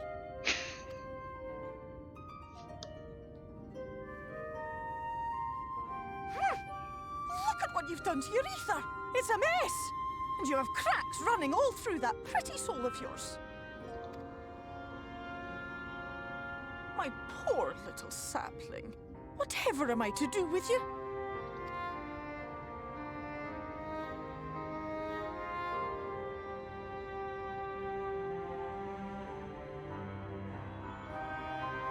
Shall I yield up my throne? You could claim it, cut ties with the mortal world, hide away in the castle.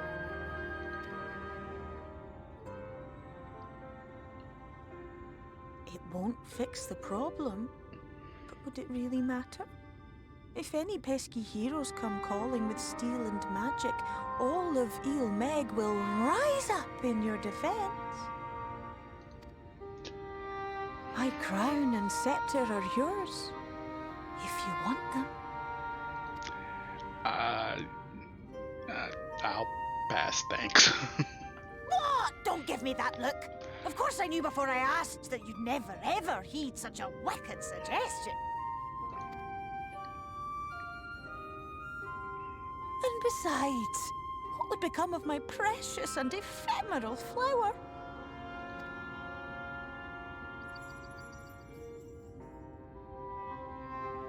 Oh, my dear beloved sapling. You are lost, confused, and have precious little time to gather your wits. Your kind is always so preoccupied with what lies ahead, and so we muddle your vision with fog and glamour. But such trickery is easy to see through. Stand very, very still. Think not of where you need to go, but where you are right now at this moment. At this time, in this place.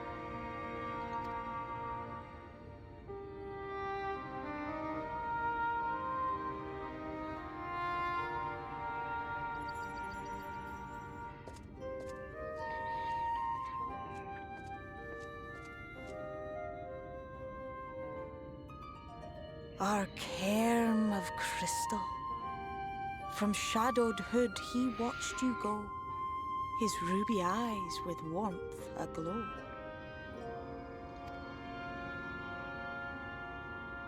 See yourself as he saw you, and that shall be the clearest clue.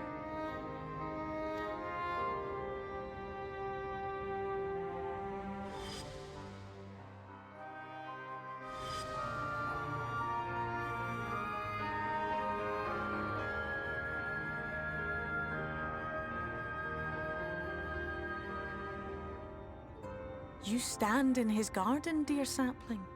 Ask his flowers what they know, and you will surely find an answer. But what will you do with it, I wonder? I'll be watching and waiting. Waiting and watching.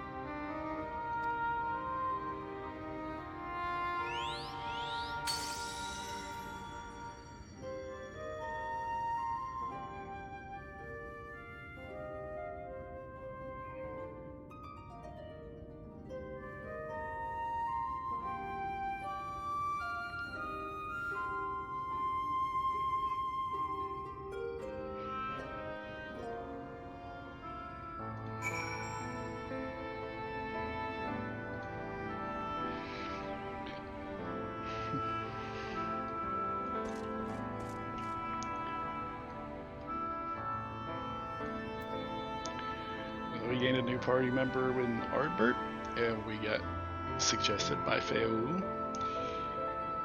to use her word, or their words. We're in the Crystal Exarch's garden. Talk to his flowers. See what they know. One day I'll remember that's there.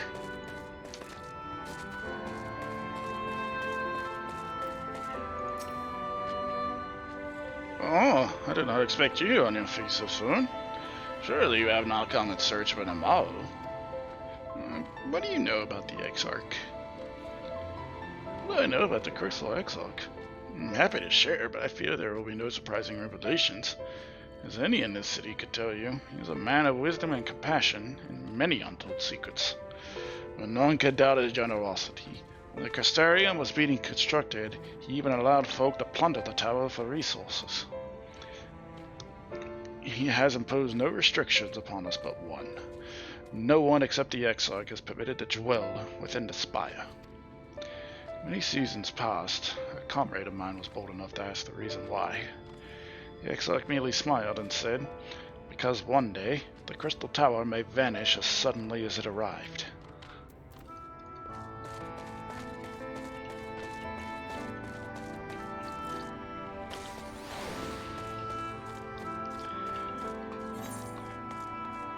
Because he thought if he died, or if his plan succeeded,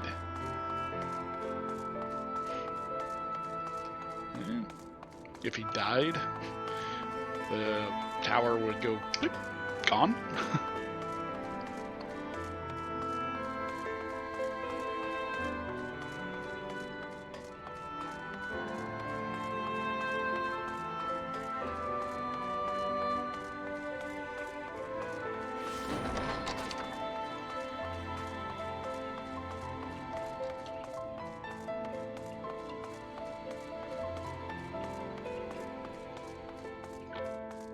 Excuse me, Morin. Oh, is there something else you needed? If you come for the results of my research into this persistent light, I'm afraid there's little to tell as of yet. Actually, I came for information about the Exarch. Records pertaining to the Exarch? Well, I need no documentation to relay what little I know of his history, if that is what interests you. Less than a decade has passed since the coming of the Flood, when the Crystal Tower first flashed into existence. Its summoner, the Exarch itself, became known to the refugees in Lakeland soon thereafter.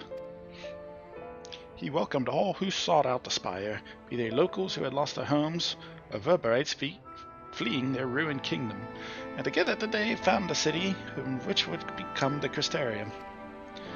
Some thought to call him king, but for he refused to share his name, the summoner did not deem himself worthy of royal address. Thus did the people consider his scintillating skin so alike to the tower he had summoned, and bestowed upon him the title of Crystal Exarch. As for his true name, well, it would seem that is a mystery that remains unsolved to this day. Ow.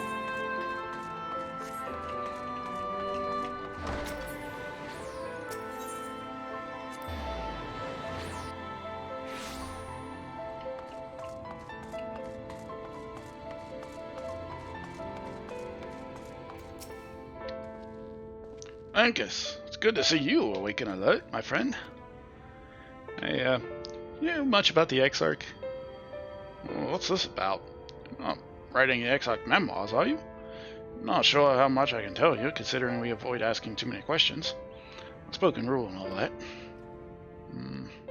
If anyone has fresh insights to share, then it'd be Captain Lena, I'd say. She lost her parents to an Eater attack not long after she was born, and the Exarch saw her upbringing. Outward appearances aside, those two are like grandfather and granddaughter. Sorry. I imagine the news of his predicament hit her doubly hard. Not that our proud captain would ever let it show. If you do decide to talk to Lena, she'll be at her usual post at the Ascensory Gate.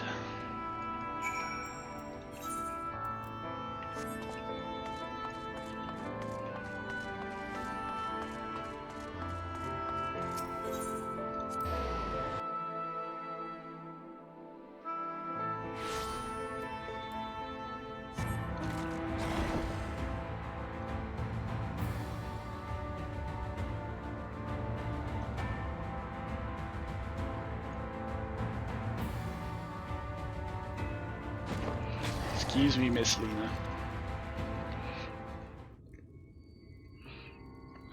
Linkus, I was not told you had awoken. I am up, technically. I awoke in surprise. Now, if only the Exarch was returned to us. He was taken by this rival of yours, was he not? Your companions mentioned they had an idea of where to find him. And so I bristled when they asked for patience. I did not understand their hesitation until I saw that you had fallen. Only then did I realize I had no business rushing ahead. Even so, the delay has been no less agonizing. In the moments before he left to join you in Calusia, the Exarch entrusted me with a key. It opens a door in the ocular to a chamber known as the Umbilicus. This room is the heart of the tower, into which only the Exarch himself is permitted to enter.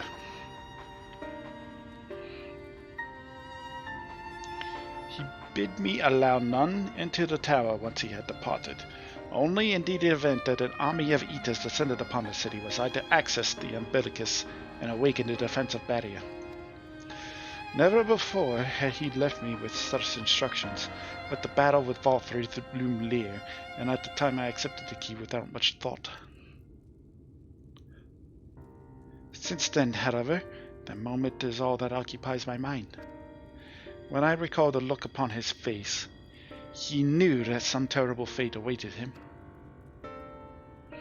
Tell me, Linkus, I need to know what he feared, what battle you and your companions are truly fighting.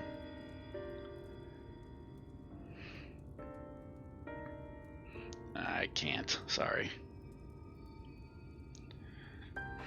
Forgive me. I trust in the Exarch, and I should not be voicing these doubts when he is not here to respond to them personally. But you have come with me with a question of your own, have you not? Wanted to learn more about him from your eyes. I see that I am not the only one who burns for answers. Time has come to open the Tower's heart. Though we do not face an invasion of Eaters, I suspect the city will be in far more danger if you do not gain the knowledge you seek.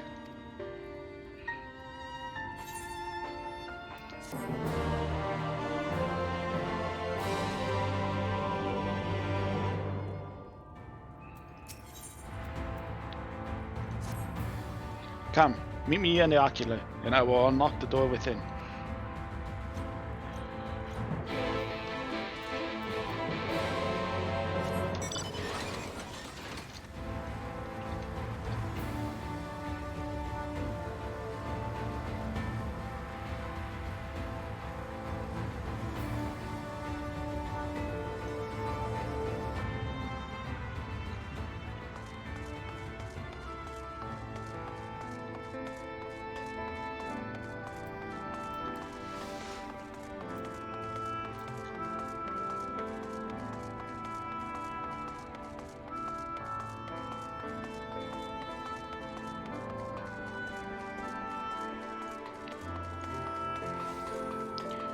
So what were you hiding in this room, Graha?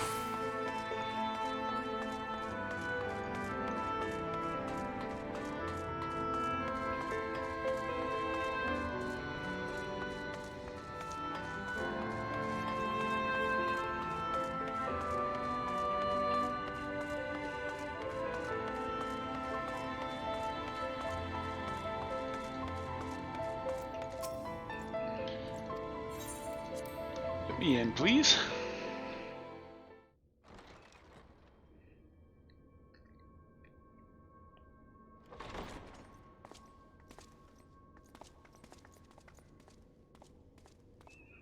I have unlocked the door to the umbilicus. You are free to enter.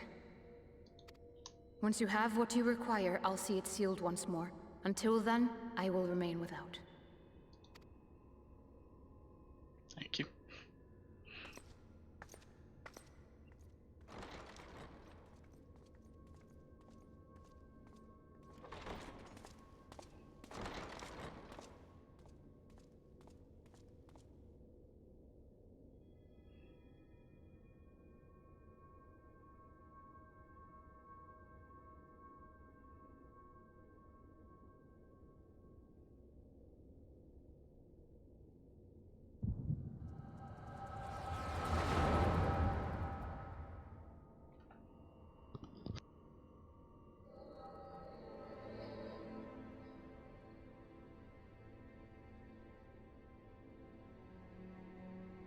A moment to collect my thoughts, I prithee.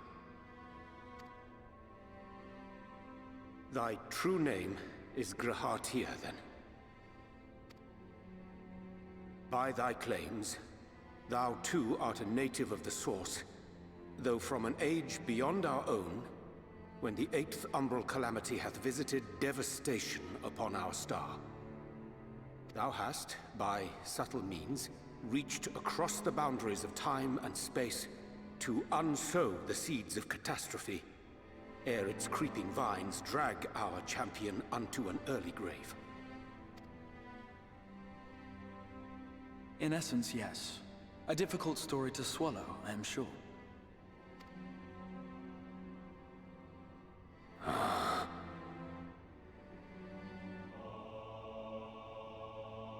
I doubt not the veracity of thy words, not the account of thy coming, nor that of the fated calamity. Yet my mind straineth still to apprehend the enormity of this tale. Wouldst thou favor me with a gradual unfolding of its chapters? Certainly. But where to begin? I should start with those great minds who survived the Calamity, Cid Garland being perhaps the greatest. In hopes of staying the unending tides of war, he and his fellows pursued all manner of possible solutions. One of these was rooted in a theory which unified several fundamental principles discovered over the course of the Warrior of Light's adventures.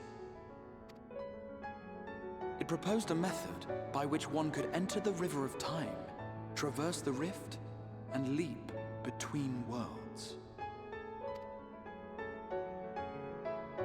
Perfecting that idea, however, was a work which consumed their lifetimes, and thus was it left to future generations to decide whether theory would be put into practice. But all the while, the world continued to burn.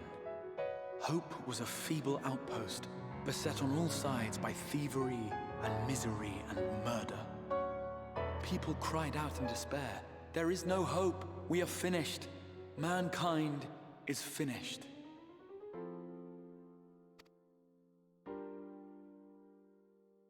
Then others raised their voices in answer.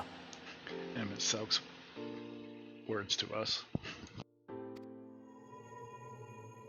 Though we be beyond salvation, those who came before may yet be saved.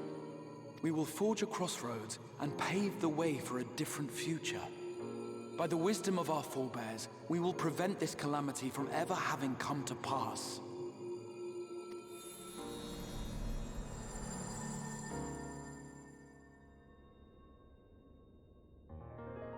The fighting went on unabated, but some few took up Cid's research and labored to realize those impossible ideas. After 2 centuries of labor, their descendants finally succeeded in awakening the Crystal Tower, an integral part of the process, and, in doing so, roused its caretaker, me.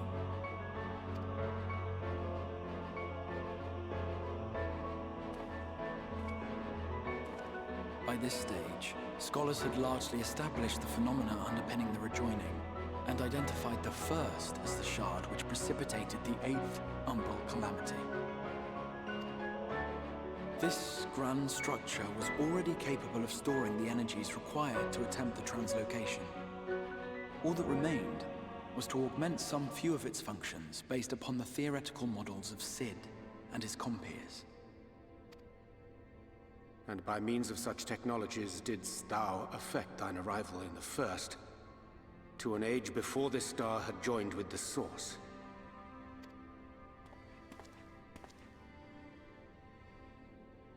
Some while before, as it turned out. 'Tis all but impossible to predict how time will flow between one world and the next, and we missed our mark by almost an entire century. But this only worked in our favor. The Sin Eaters could not be defeated without the blessing of light, and summoning the only man who might stand a chance against them would require decades of preparation. An undertaking of scarce credible endurance. That thou hast kept thy plan from falling into disarray these many years bordereth on the miraculous. Yet howsoever history be rewritten, thy present self was shaped by events which followed the calamity. Should said catastrophe be averted, the very skein of thine existence will unravel. Surely thou hast foreseen this. I am aware of the consequences. 'Tis for that very reason Cid and his colleagues bequeathed their legacy as an offering, and not an edict. To give all of oneself for the happiness of others, and with no promise of reward. 'Tis a hard thing to ask. Harder still for those condemned to survive in a world which pitted brother against brother. Indeed, you are right to call the execution of this plan miraculous, though the force which held it together was nothing so inexplicable. It was him. The warrior of light has been our unbroken thread.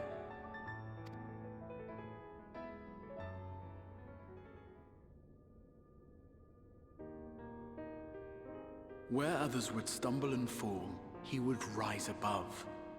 Where others would break and run, he would carry on. The warrior of light's tale is one of unyielding bravery. To tell it was to feel courage. To hear it was to feel hope. It was a breath of inspiration in an age of suffocating shadow.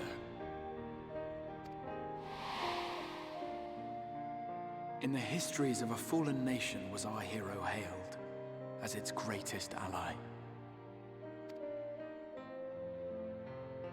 In the time-worn pages of a noble's memoirs were his deeds joyously retold. For many, these stories were the flame which warmed them through the coldest of nights.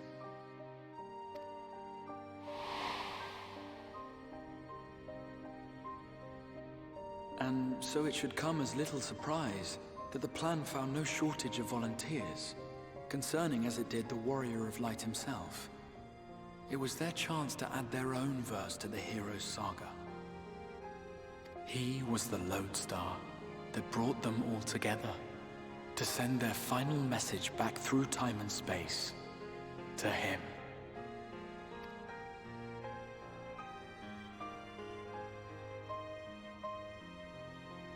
The light of your legacy was our torch in the darkness. Burn bright again and live.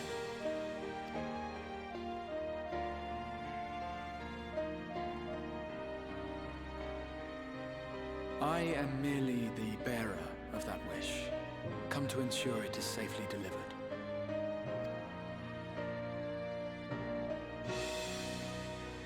Wherefore sharest thou this burden with me and no other?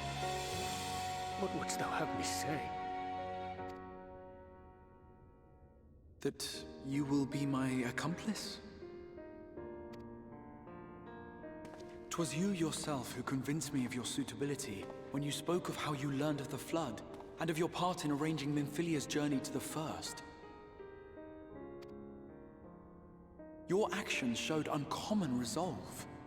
'Twas clear you were committed to the cause of saving this world. I knew I could trust you to choose the right path forward, even if that choice came with a heavy price.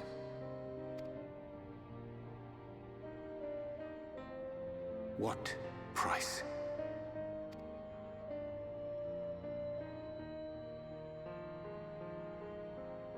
When all is said and done, and the last of the Light Wardens lies slain, I will absorb their corrupted ether, and then I will die. Knowing what I know of your companions, not to mention your champion, they will try to stop me. But in saving one, they would save none. Therefore, I implore you to aid me in concealing my identity, and ensuring this tale ends as it must. To this end, I would have you take what I have told you of the Calamity, and make of it a portent. A prophetic vision you beheld in the swirling chaos of the Rift.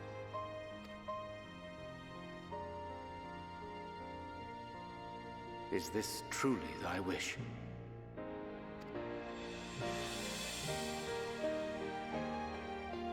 History remembered the Warrior of Light, as I knew it would.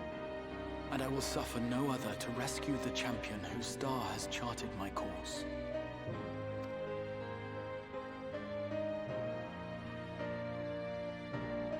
I will see this tale to a happy end, my friend. There has been enough tragedy.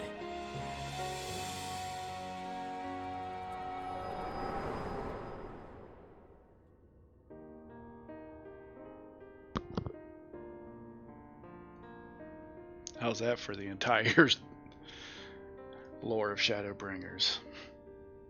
Careful now. If you lose control again, the light could claim you for good. Although it's probably only a matter of time before you succumb to the change in any case.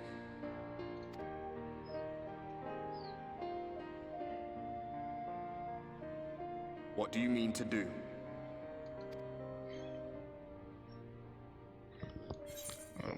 First off, help my cat.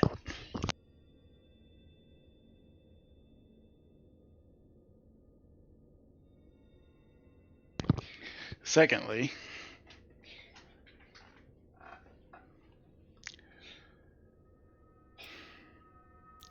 mean to have a few words with both Emmett and the Exarch.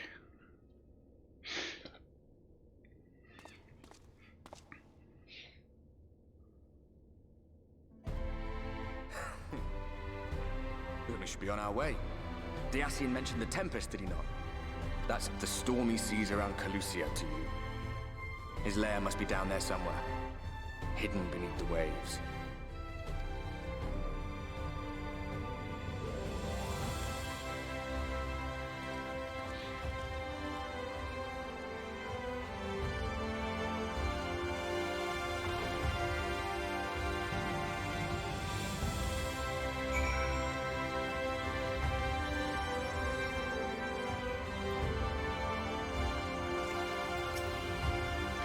Did you find the answers you sought?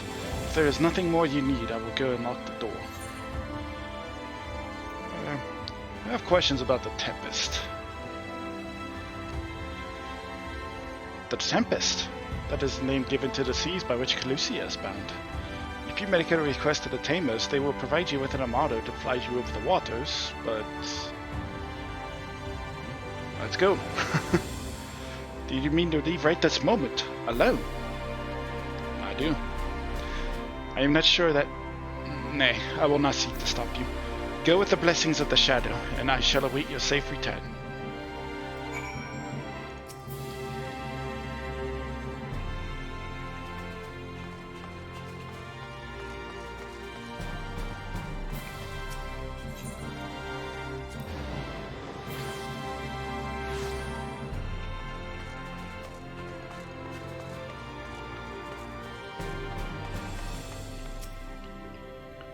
Require an armado? Just a moment, and I shall saddle the swiftest beast to fly you to the island. The open water? To the depths of the Tempest? An armado can swim, yes, but to reach the ocean floor...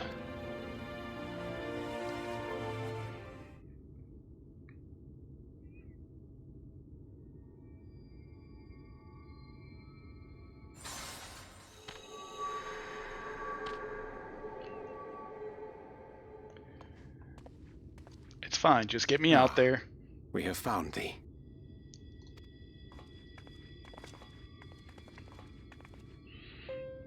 Word reached us of thy recovery, and thus did we gather with all haste.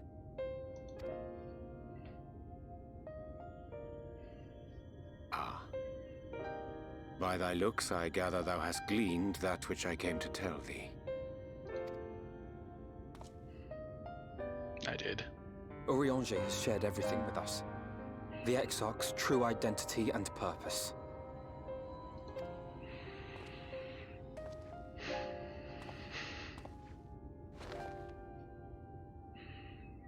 I offer no excuses. When I agreed to aid the Exarch with his plans, 'twas in full acceptance of the condemnation I would face when my duplicity was laid bare. Yet it is not rancor, but resolve that I sense in thee. Thou art fully intent upon walking thy path to its end, art thou not? If thou canst forgive my deception, or, failing that, set aside thy displeasure for a time, I do beg leave to follow thee. What strength and wisdom I possess are thine to command.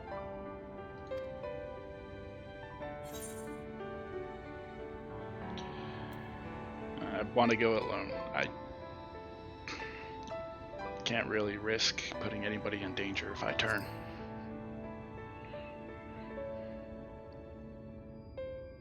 I understand the precarious nature of thy condition. Nonetheless, it is my wish to remain at thy side for as long as I am able.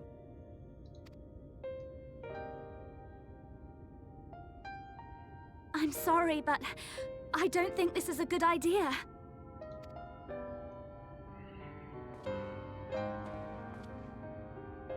entering the Crystarium, I mean, with or without Urianche. What I did for you won't last forever. There's no telling when the light will break free again. Please, you must stay here, at least for a little while longer. We will find a way to cure this, I promise you. How can you make promises? We don't even know where to start. Alize, please. You know Reen was only trying to help. Of course I know! I know only too well! But making promises you have no way of keeping is not a kindness. It's a lie. Plain and simple. We've all searched high and low for an answer, and every one of us came back empty-handed. I am not about to stand in his way now. Not after failing him in his hour of need. No! The least we can do is...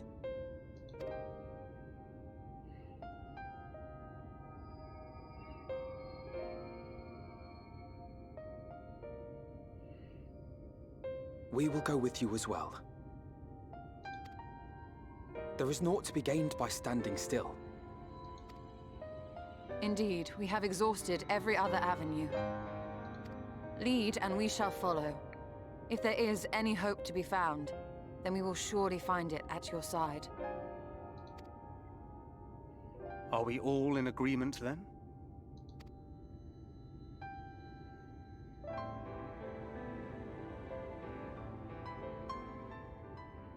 Is there aught we can do to help?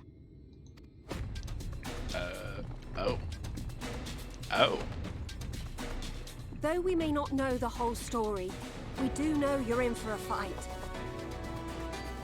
And while the Exarch's away, it falls to the rest of us to see the Warrior of Darkness is given a proper send-off. You told them! No! Well, not in so many words. Aye, we didn't need it spelled out for us. When the night sky appeared over whichever place you went to, it was harder not to put two and two together. From the moment I heard that you and the Exarch shared the homeland, I had my suspicions. Long had he been waiting for a certain someone to arrive, and I knew at once that it must be you. Exactly. When he went up to meet you, it was clear it was no ordinary visitor. That spring in his step spoke volumes. I could feel his excitement. Me too! That's right! Yeah.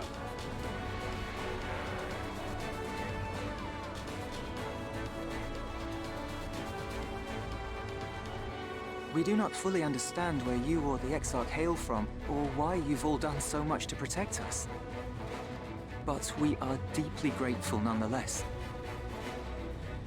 So, if there is anything at all we might do to aid your journey, you need only name it. What would you have of us?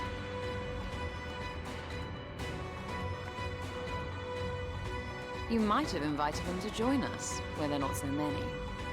But come, they are waiting. What is your will, O Warrior of Darkness?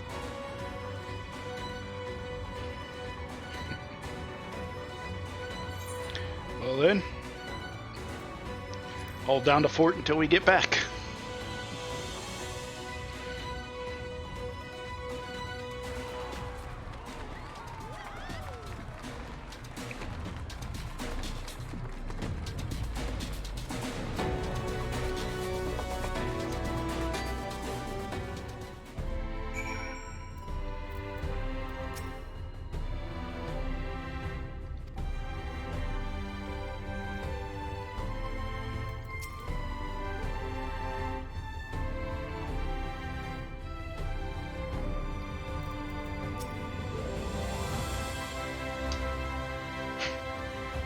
Should probably have been reading these, but oh well. I once said that I wanted to fight for Astidian, that I wanted to save him, not let him be sacrificed for a cause. And now I say the same to you. Just so you know, I will not look kindly upon any further attempts to leave us behind. We do this together. Thou didst plan to commandeer an armada for thy journey into the open sea. I fear the following dive down unto Emmett Silk's underwater abode will drain even thy legendary stamina. Thus, during my convalescence, we considered the most efficacious method for reaching the depths of the Tempest, and I believe we have arrived at an elegant solution. Yet ere we discuss this step, I suggest thou dost conclude such pressing business as remains to thee in the Crystarium. Once the sea closeth above our heads, we are unlikely to surface again until our grand deed is done.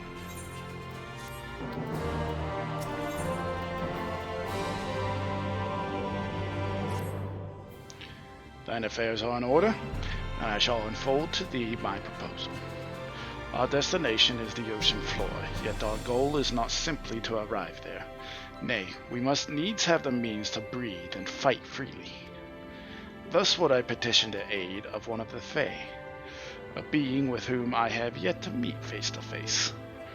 Rather than waste words on explanation, I bid thee follow me unto the hamlet of Sullen, which lieth to the south and west. All will become abundantly clear, I promise thee.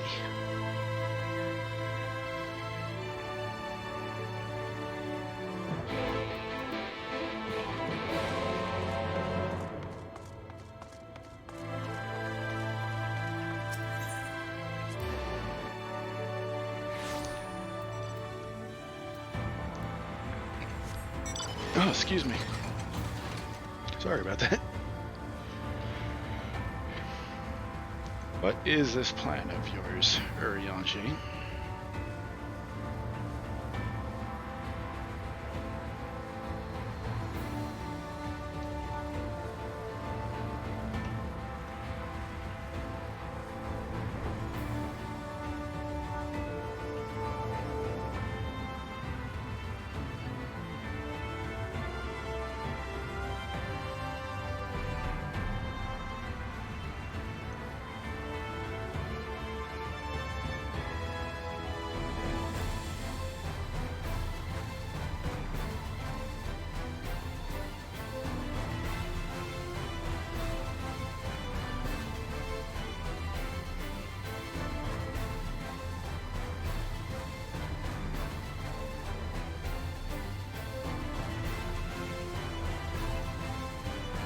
Oh, whoops. Flew right over where we were supposed to go.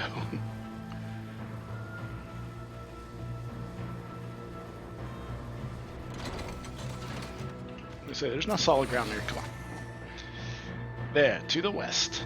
Canst thou discern the hump of an isle rising above the water? That foliage-covered moss hideth the key to our safe descent. Swim close and plunge thee beneath the surface. Thou shalt soon divine the reason for mine insistence. Though it be much to my shame, I can but flail and flounder where thou mayest glide as a fish. I shall board a boat to the island and spare one and all the spectacle of mine inept strokes. If we're gonna go underwater, it is only right we use this game's best equivalent of a submarine.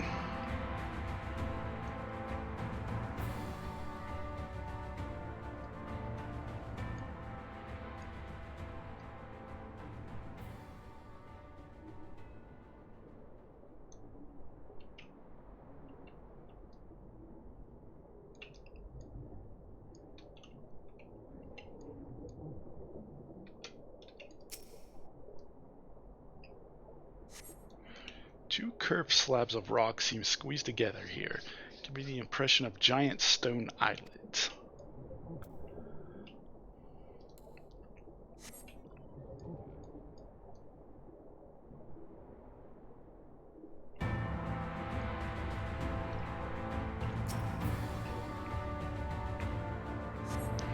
Though it appears solid enough, the rock yields slightly under your touch. Is the surface gently shifting, or was it just your imagination?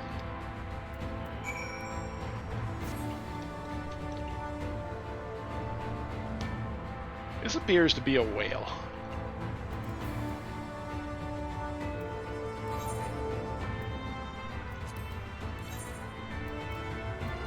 Where are you at?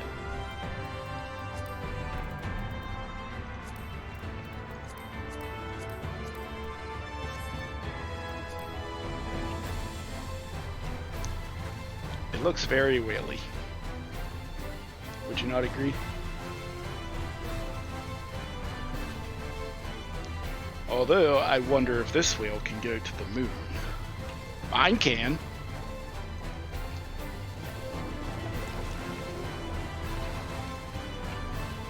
And so what if you're 10 times the size of my whale? I can go to the moon, nerd. What can you do?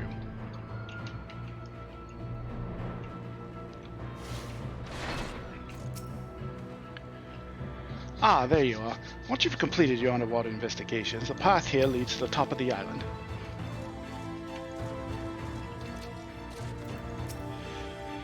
If you've solved Urianger's little mystery, then you can find him further up the slope, which was all rather obvious to my eyes.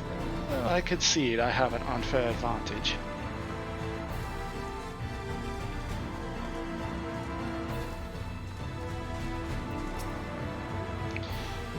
Even seeing it up close, I'm still not sure what's so special about this island.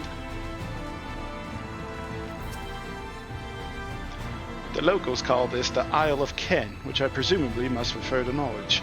Either that or someone was being awfully zealous about Marquis' territory.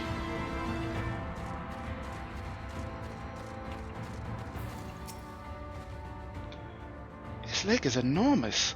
Assuming my geography is correct, this would be the mere silver tier. This would be the mere silver tier back in the source, although the size hardly compares.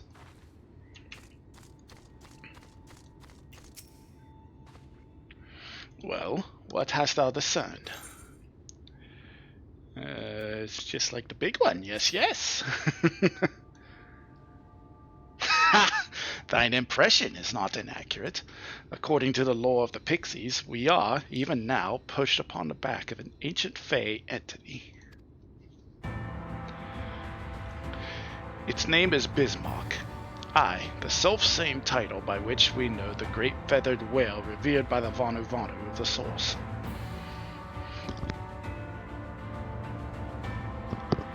I would enlist its aid to bear us unto the deep, and thence banish the water with an airy sphere, alike in form to the domes which do shelter the hamlets neath the ruby sea. Within its compass we may move unencumbered, and defend ourselves when the hour of battle cometh, as it most surely shall. Now I must needs ask for silence while I make my supplication.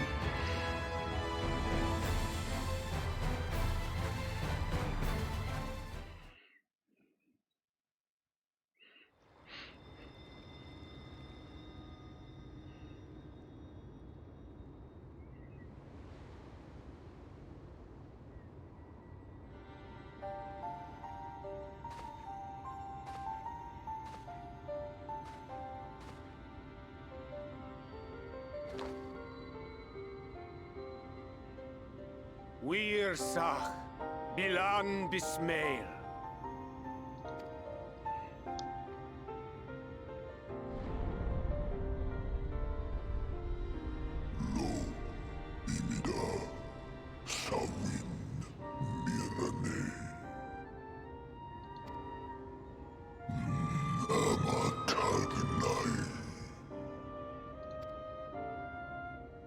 Fallen si lor wislan, adas si alinal.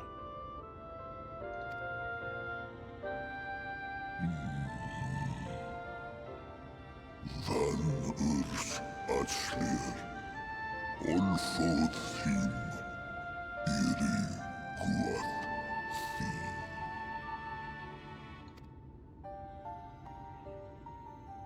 Oh dear. I don't need to speak Fey to know that didn't go well.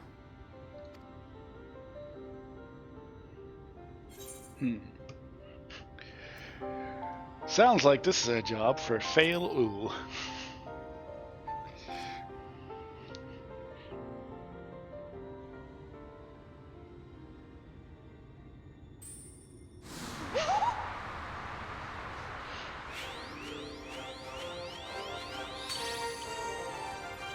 Oh, my snake yet! You've learned to call me at last! And where do you go? On a trip? A journey? I knew you wouldn't give up without a fight. Oh, my precious mortal, I shall help you in any way I can.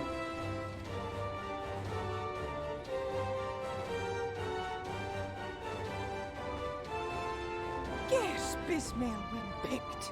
Van dromi drom Jacob. Van red rithje.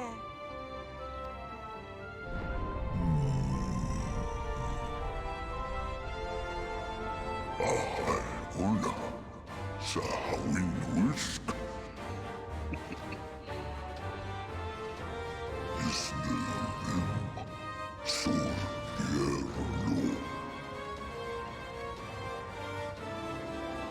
Be sure to scrub this one's teeth for him upon your return.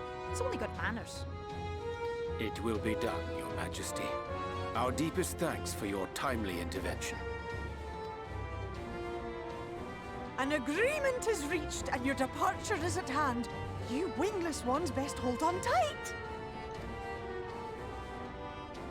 May the blessings of the Fae keep you safe in Ba.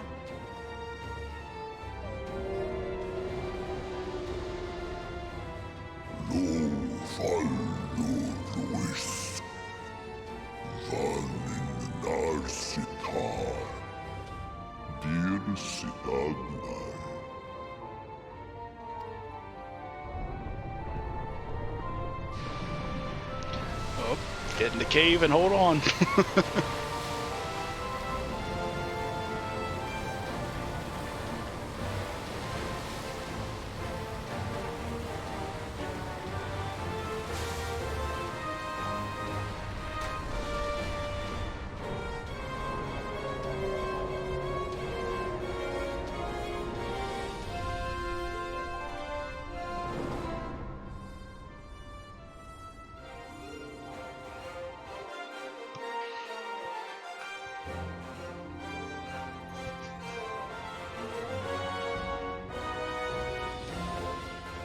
And just like that, it's all gone back to the way it was. What was you expecting? 100 years of honey and rainbows? Seeing them Yulmore types wake up and smell the ashes was miracle enough for me. Ah, the magic in the air when that ladder started moving. And when that great hulking Talos rose up. Gods. I could live 1,000 years and never behold anything so amazing.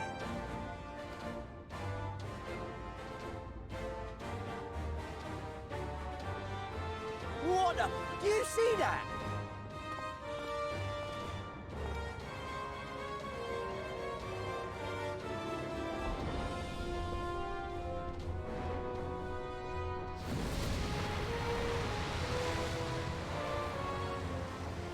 What a monster!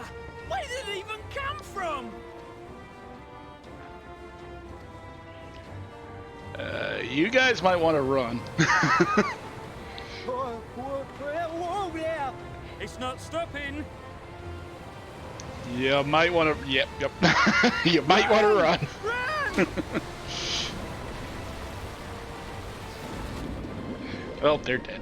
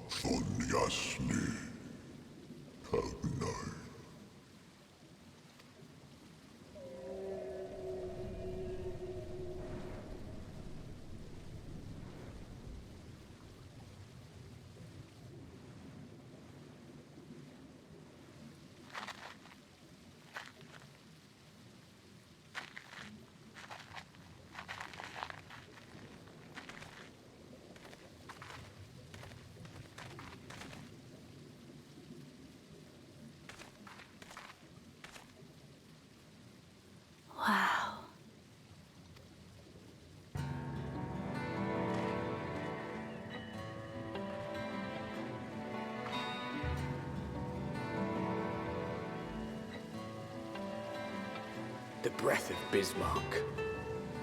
See how it swells to form a dome beneath the waves? The waters recede. The tempest's floor is laid bare. In defiance of the blinding sky, this place holds fast to its gloom. The last refuge of he who denies the light with every fiber of his being.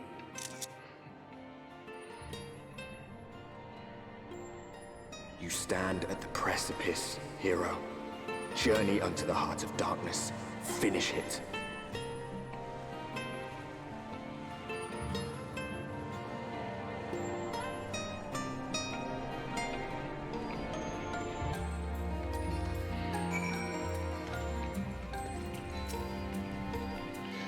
I dare say Arianshi endured much playful attention from the pixies to learn the lore of Bismarck.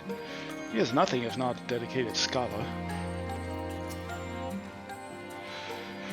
Yeah, with all that water out of the way, we'll be able to venture quite some distance. Miss Silk must be hiding around here somewhere. This is amazing! I can't even see the surface! Bismarck must be powerful indeed to create a dome of this size. I can only pray to whichever gods are listening that it continues to hold. I remember being impressed by the domes of the Ruby Sea, but this makes them look like bubbles in a stream.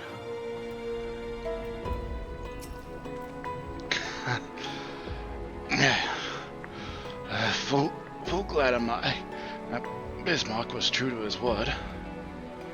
We have arrived in the Tempest, safe and dry. 'Tis here that we shall find the lair of Emmett Silk, and, I believe, the imprisoned Exarch as well. For an Ascian alone, it is of course a trifling matter to flee unto the rift, yet I suspect such travel is nigh impossible with a mortal in one's custody. Nay, he would not soon risk his prize when the Exarch's very body serveth as a key to the Crystal Tower, and its powers of temporal transportation. Thus am I all but certain that his underwater realm harboureth our friend and enemy both. We have but to find them.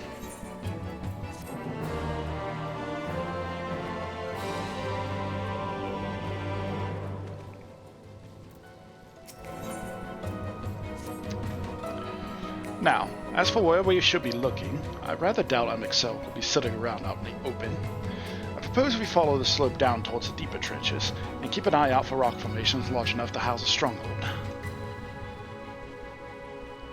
Let's be off then, but watch your footing. The ground is still wet and like to be slippery.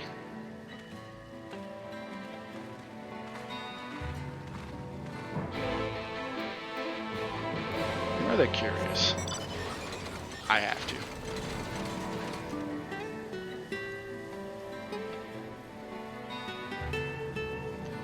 Does it let you?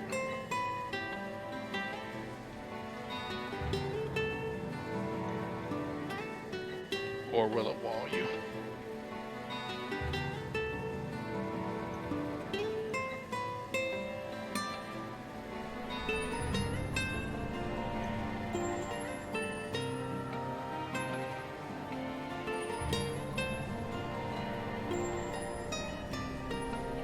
I don't think it walls you.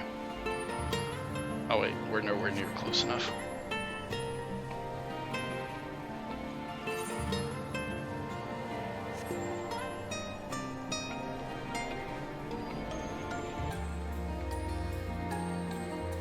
I don't think it walls you.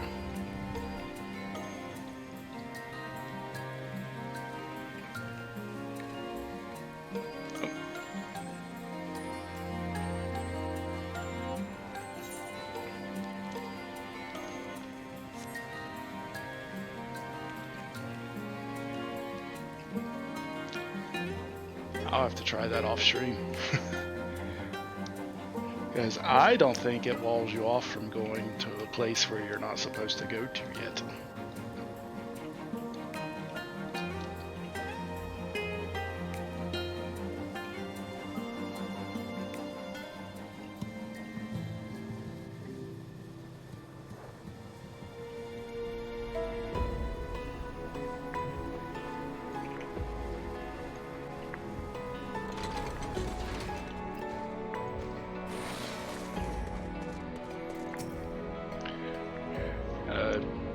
You okay there, Sahagin?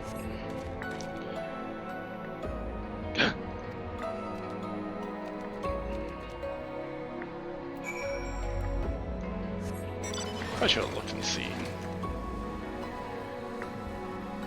if any of them were on the path, but probably too late now. Probably all despawned the moment I talked to that guy.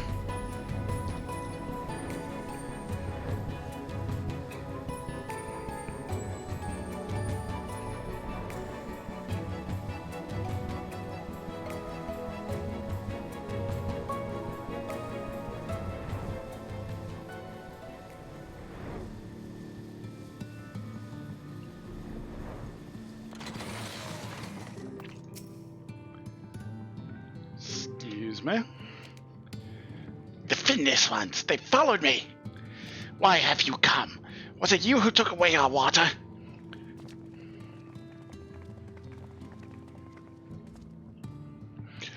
Ah, so this is where the Ondo make their home. I had wondered.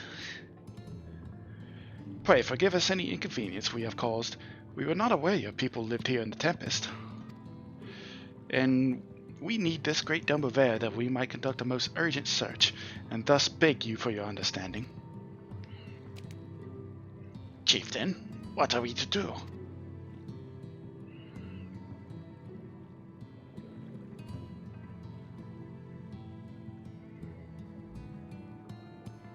Are you emissaries of the Ancient Ones?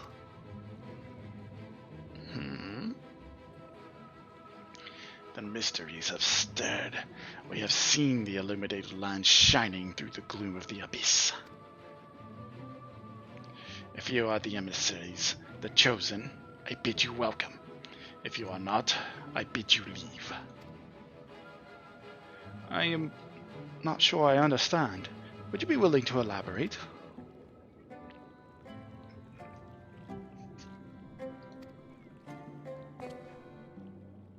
It would seem not. I suggest we withdraw for the moment.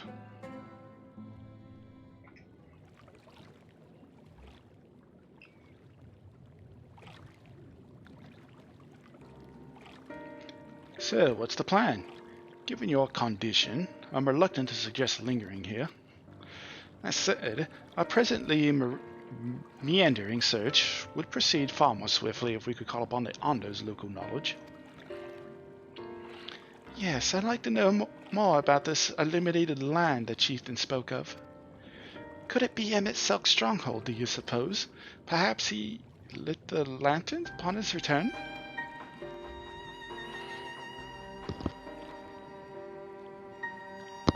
We cannot dismiss the possibility, but if these Ondo refuse to speak with us... Linkus, do you remember my first scheme for entering Yulmore? How I had planned to integrate myself by offering lucrative trading opportunities with the Ondo? The individual I dealt with was reticent in manner and curious in custom, but we were able to reach an agreement nonetheless. I believe that with the right approach, we could build a similar relationship here. What kind of approach did you have in mind? That chieftain fellow didn't leave us many options. If we are to tread the swiftest course, then we must needs locate its beginning. 'Tis plain our all too dramatic arrival hath thrown this settlement into confusion. Were we to solve such problems as we have caused, and assure our host thereby that our purpose is here is not inimical to them, they may yet prove amendable to reason. God damn it, Oriachi. I smell chores, but very well, if it can be done quickly. What do you think? I have nothing better to offer, but I do worry that what will happen if the Ondo's tales end up leading us to a dead end. I cannot say for certain, but I sense this tribe has a deeper connection to the Ascians than first meets the eye. It warrants further investigation. Thus, I cast my vote in favor of aiding the settlement for the time being.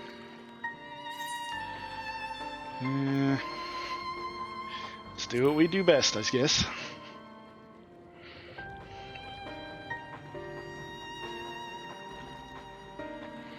Then it is settled. Ishtola, pray proceed with your investigations. The rest of us will see about fostering some goodwill.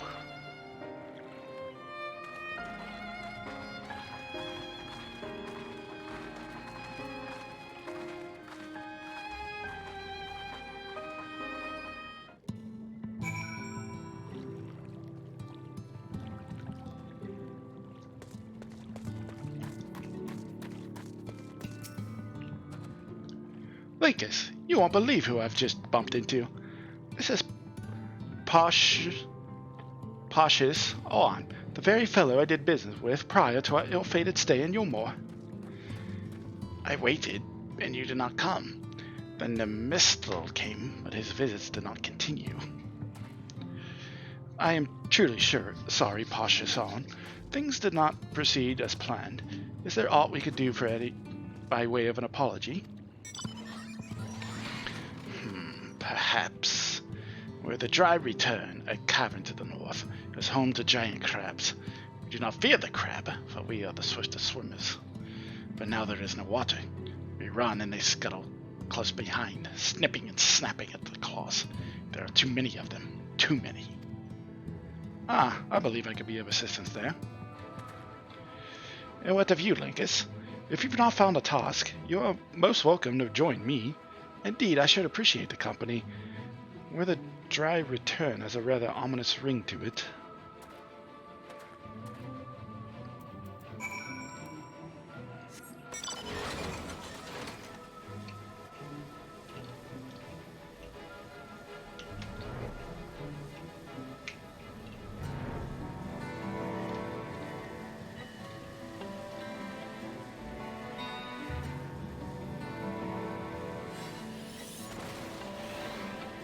Something blew up.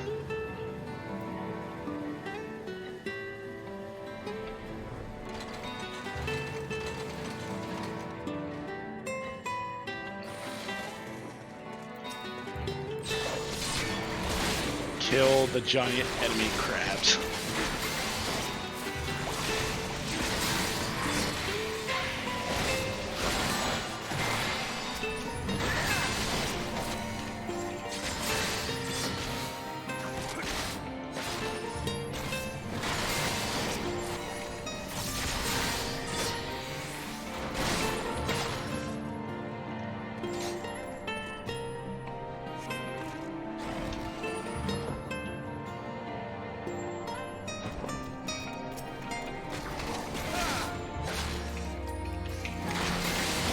I thought about it.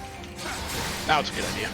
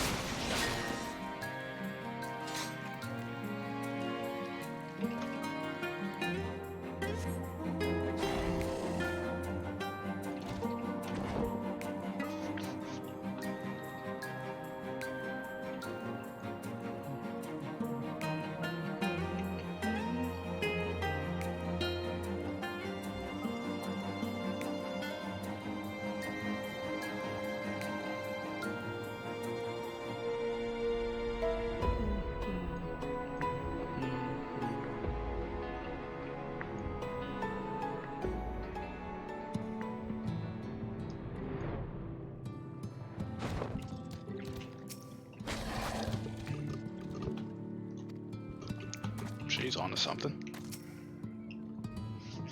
Yeah, I killed 3 crabs. Is that good enough?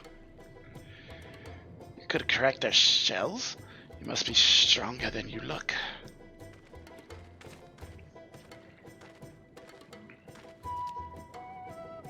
I see you've reached your quota first again.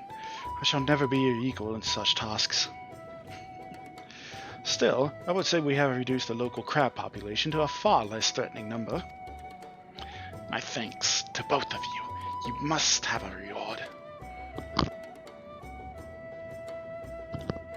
Nay, Pasha-san, this was to be part of my apology to you, remember? Besides which, the lack of water is our doing, for which we must also make amends.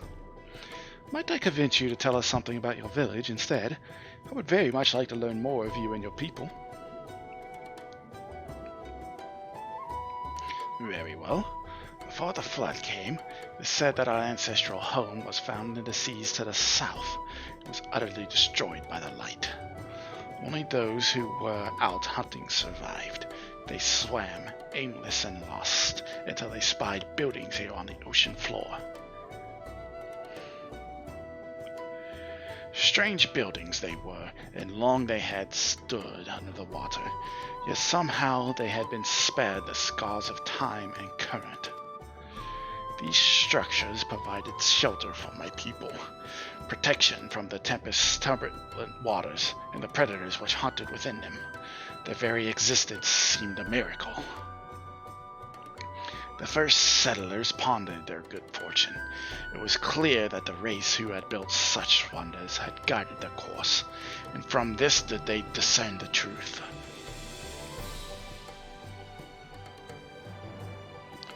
That the ancients had chosen us to serve as caretakers of their eternal sanctuary until such time as they returned.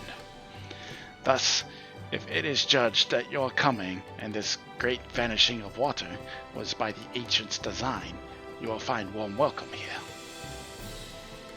A truly astonishing history, yet I cannot help but wonder, how will the significance, or otherwise, of our arrival be decided? The ancients have blessed us with her protection and prosperity. If your presence serves to bring us the same, there will be no doubt in the matter. It would seem our earlier decision was the correct one.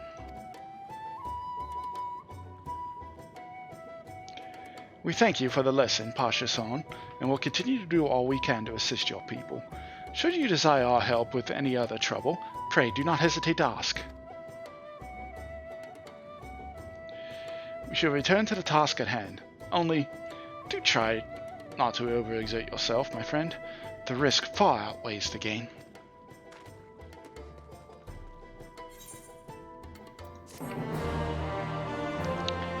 I'm completely fine, smile. But I do think that is a pretty decent place to leave off for the night. And barring anything major, I should be back tomorrow. I don't foresee any more days off or anything like that. But if I do not stream tomorrow, it will definitely be on a Friday. So, yeah. The only reason I'm debating it is because there's another person that I watch who's also on this server who is also going through Shadowbringers, and I don't want to seem like I'm tailing them, you know? So, with that said, I should be back tomorrow, 5 p.m. Eastern, same as always. And again, apologies for not only having like a 5-day break, but also apparently I left the subscribers only chat on, which is a whoopsie. Is he a certain individual? Yes, you are. That will be it for me for tonight. Like I said, tomorrow I should be back at 5 o'clock.